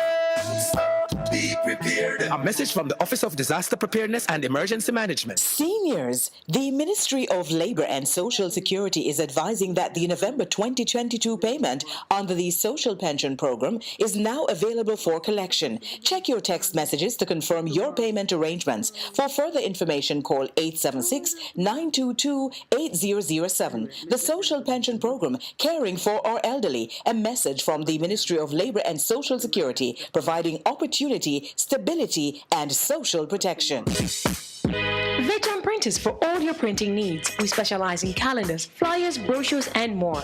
Call us today at 968-7506. That's 968-7506. Or visit us at 4 East Bloomsbury Road, off Haggard Park Road. Veteran Printers, your best choice in printing. Half a tree, one and drive, half a tree. Bossy, away do I take taxi star? Jano, I want to tell you, say, 2 months now, my transmission mash up, you know, and I check everybody and can't hear nothing positive. Yeah, hear me? Yeah, waste all that time I shop around and never call the experts. Winters Auto have them. Them have over 35 years of experience and them diagnose a problem and get back your transmission brand new. For them service excellent and efficient. Trust me, man. Yeah, hear me? Call them at 929-7040 or go to them at 106 Maxfield Avenue, Kingston 13 and talk directly to the boss. Just tell them I'm me, send you. Wow, you big star. Yeah, man, respect my boss. Yeah, try calling him, cause trust me. Winters Auto Spares and Repairs, good afternoon. Ah, what a relief. For a better choice in all your electrical supplies, A, authorized 3M dealer and better brand names. B, better service including free island-wide delivery. C, all major credit and debit cards accepted. It's ABC Electrical Sales, shop number 8, Hagley Park Plaza, Kingston 10. Open Monday to Friday, 8 a.m. to 5 p.m., Saturday, 8 a.m. to 4 p.m. We make your electrical jobs as easy as ABC. Call 754-382-528 or fax 754-3659. ABC Electrical Sales, for a better choice. Best 100 FM is the authentic voice of Jamaica, promoting your prosperity with better vibes and better music. Let us promote your goods and services for you. Advertise with us. For more information, call our office at 876-276-8935. That's 276-8935. The Morning Connection is not your usual talk show.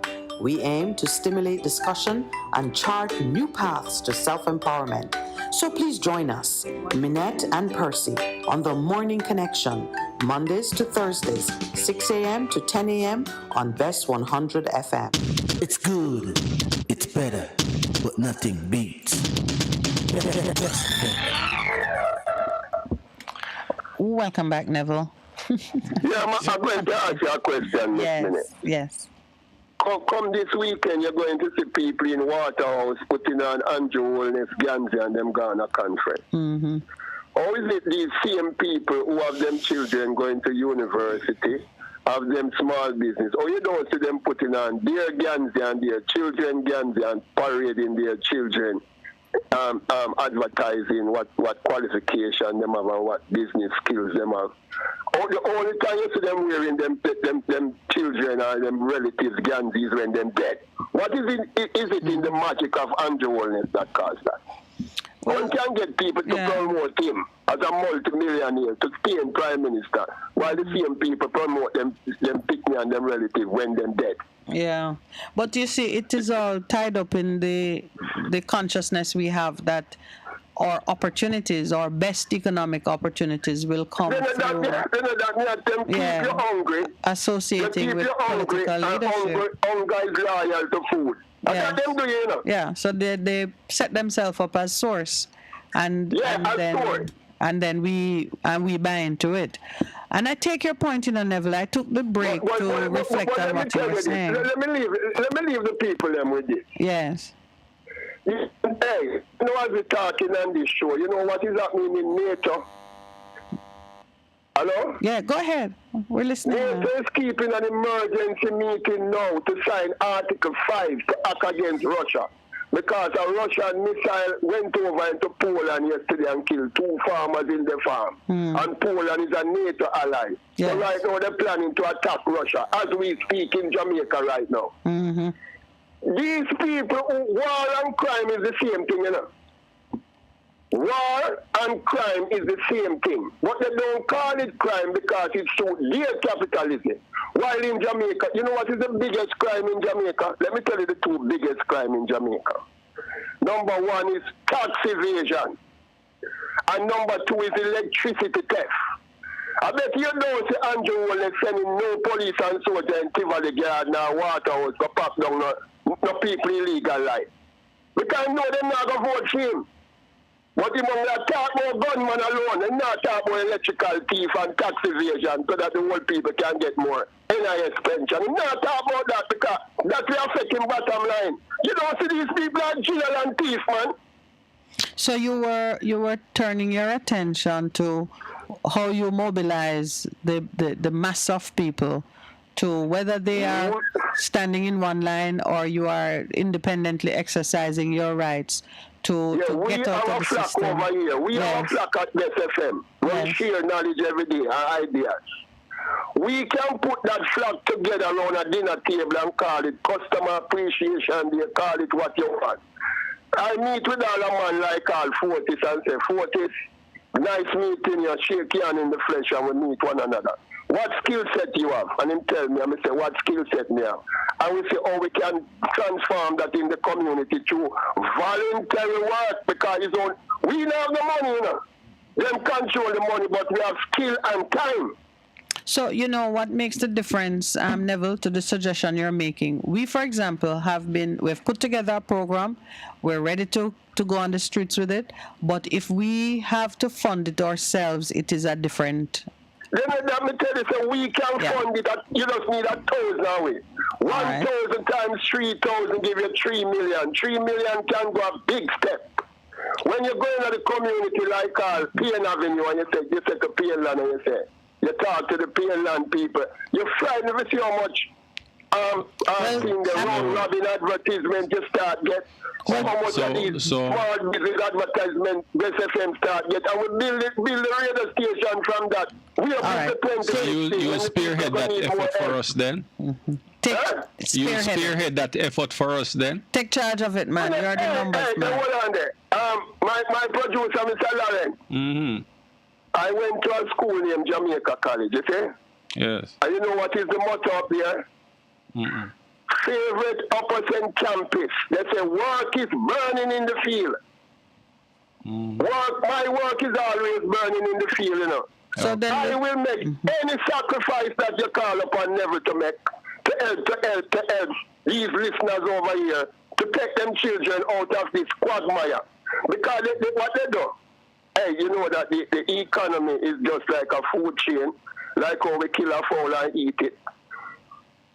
People out there will eat your food, you know, just take away your money from you and eat up your food, you know. Because let me leave you with this, Mr. Lawrence.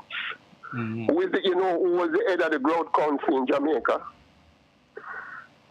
Hello? Yeah, go ahead. A man named Lee Chin. I was going to say at which point, because they've had... Yeah, I'm just going to leave you with this. Listen to this, people. At a meeting in the Growth Council, can I tell them you have the garbage pan in the Growth Council, in the cabinet and them Growth Council. We have links in there. Hear what the leader of the Growth Council tell the Prime Minister. Mr. Prime Minister, if you invest, if you give me $1 billion now, and I invest it in Tivoli Gardens, by the time I done bill, I don't get no value for that billion. But if I take that billion and invest it in Millsboro, I get more 4 times the value of that billion. And if I take it, the same billion, and invest it in the Cayman Islands, I get 10 times the value of my money. Where do you think they're going to invest that money? You think they're going to invest it in Tivoli Garden to help fight crime? And money these people are look because they deal with trickle-down economics. We need to do bottoms-up economics to solve crime in this country. These people are what you call money pits. They are pristine capitalists, and they don't mean you pick them no good. Them don't even like young people, because young people is a threat to their philosophy, and them afraid to death. Them love money and afraid to death. Yes, sir. You say my... Hello. Just do a survey from 6 Mile to Tivoli Garden, yes, let me tell you.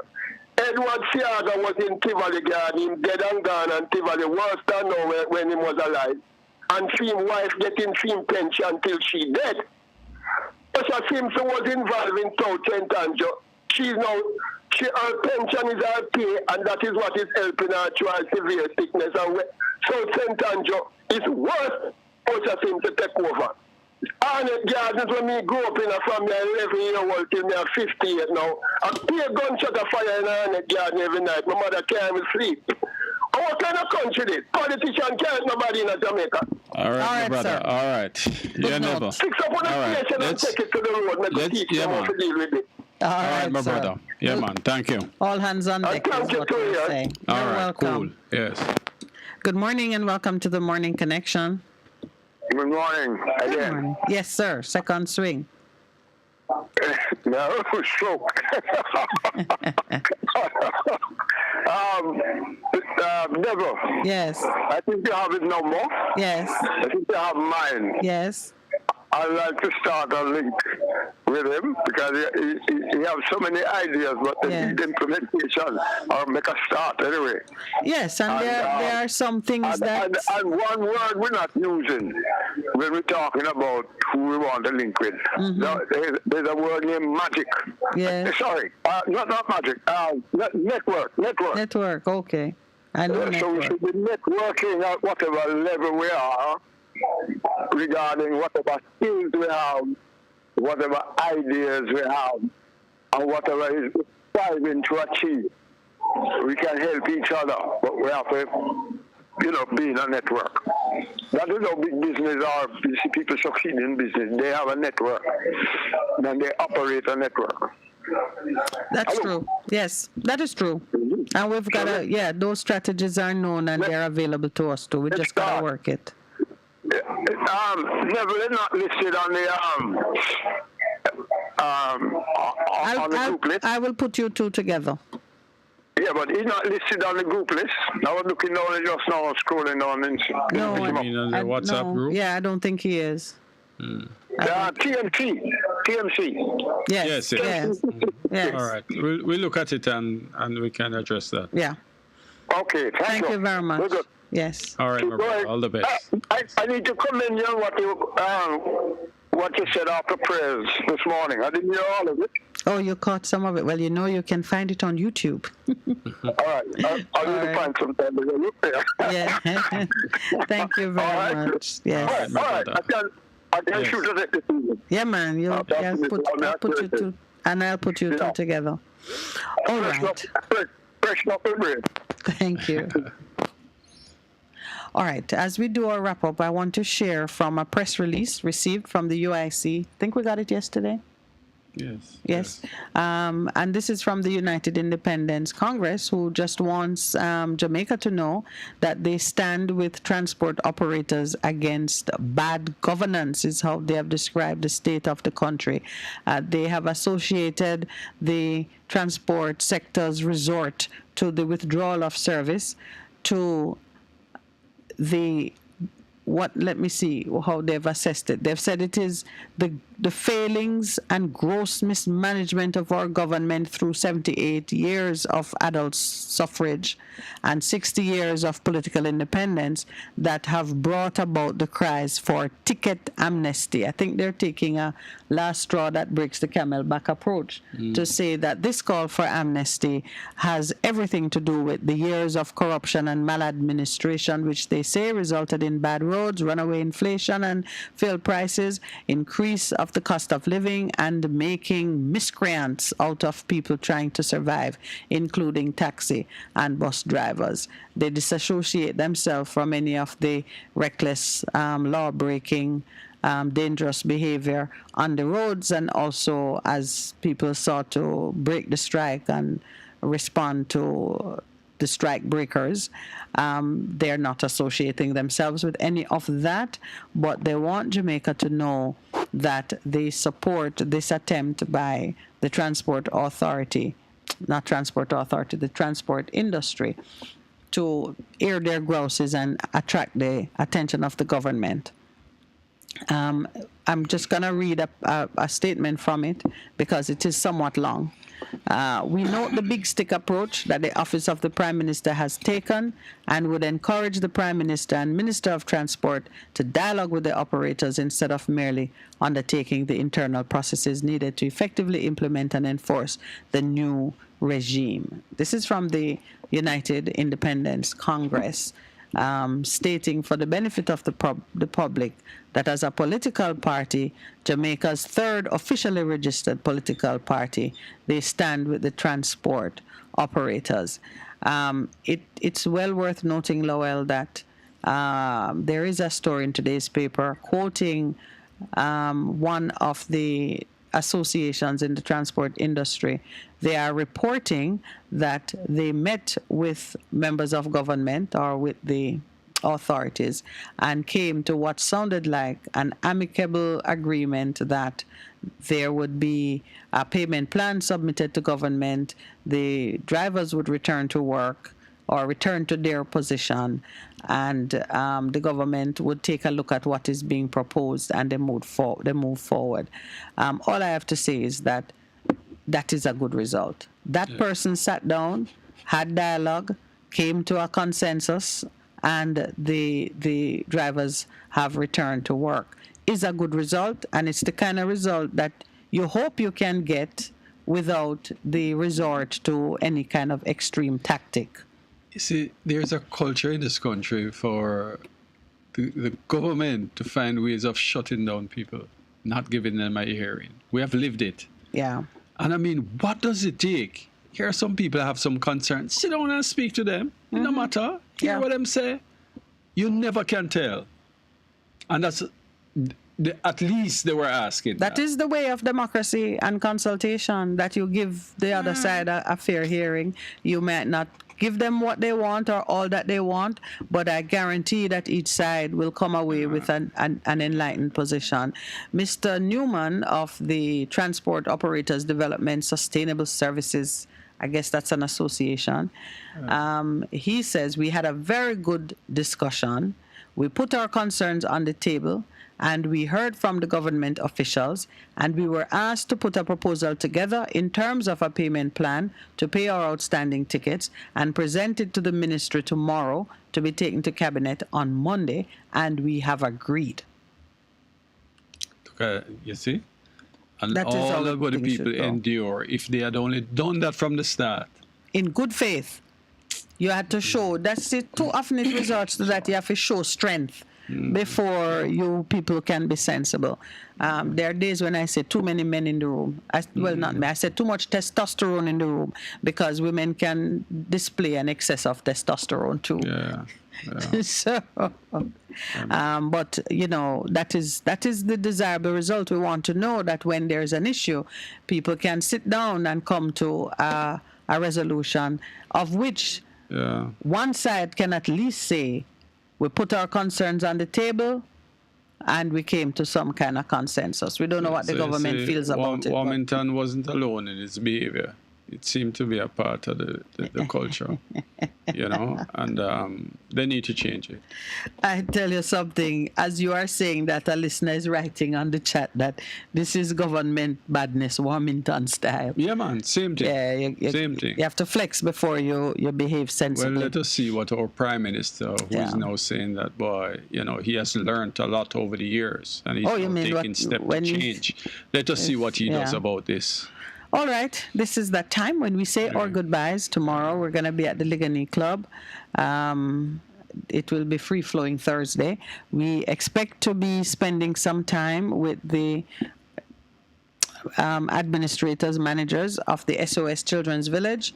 They are celebrating both their 50th anniversary and they are also celebrating the November's Awareness of Children's Day, which is on the 20th. So tomorrow, we hope to just spend some time in conversation with them. I am appealing especially to our members, to our listeners who are overseas, listeners everywhere, to just find a place in your heart and your budget to give support to the SOS Children's Village and other institutions like that. They are having, you think if people have a hard time who have parents and have a home and have income and so on, just imagine how the little ones who are living basically on the charity of others, how they're faring, because when everything tighten up in the society generally, it's even tighter in those homes that seek to create a life and some environment of normalcy for these children. They need support, and the Morning Connection, Best FM, is doing its part by giving them some time on air so they can share with you. At some point, you have to get to the place where you will actually then do something, make a pledge, give something, because it is, I think, that it is a worthy place to practice your giving. Yeah. It's a very interesting morning. I want to thank those people who called in, especially those who not only called, but they certainly put forward some solutions to some of the problems that we are having. And we just want to encourage everyone, when you call, just think about it. Because, yes, we want to highlight the problems, but also we want to come to the table with some solutions. Because, believe me, no matter how it appears, even the government themselves, they do need help. And sometimes they run out of ideas. And so you're something saying, that you say you never can tell might just be that thing that will make the change. So we are encouraging you. Don't just call to complain. Don't. Call with some solutions. Let us work together in order to solve the problem. Remember, don't be a bystander. It affects all of us, and it's going to be solved by all of us. So let us get together and solve the problems, please. All right, sir. Thank you very much for co-hosting with me this morning. To the engineer, thank you for taking over the whole side of the studio that is usually for you and the producer. Pastor Percival, wherever you are, God bless you on your mission. I hope it all goes well for you. And to everyone else, I say thank you very much and have a beautiful day.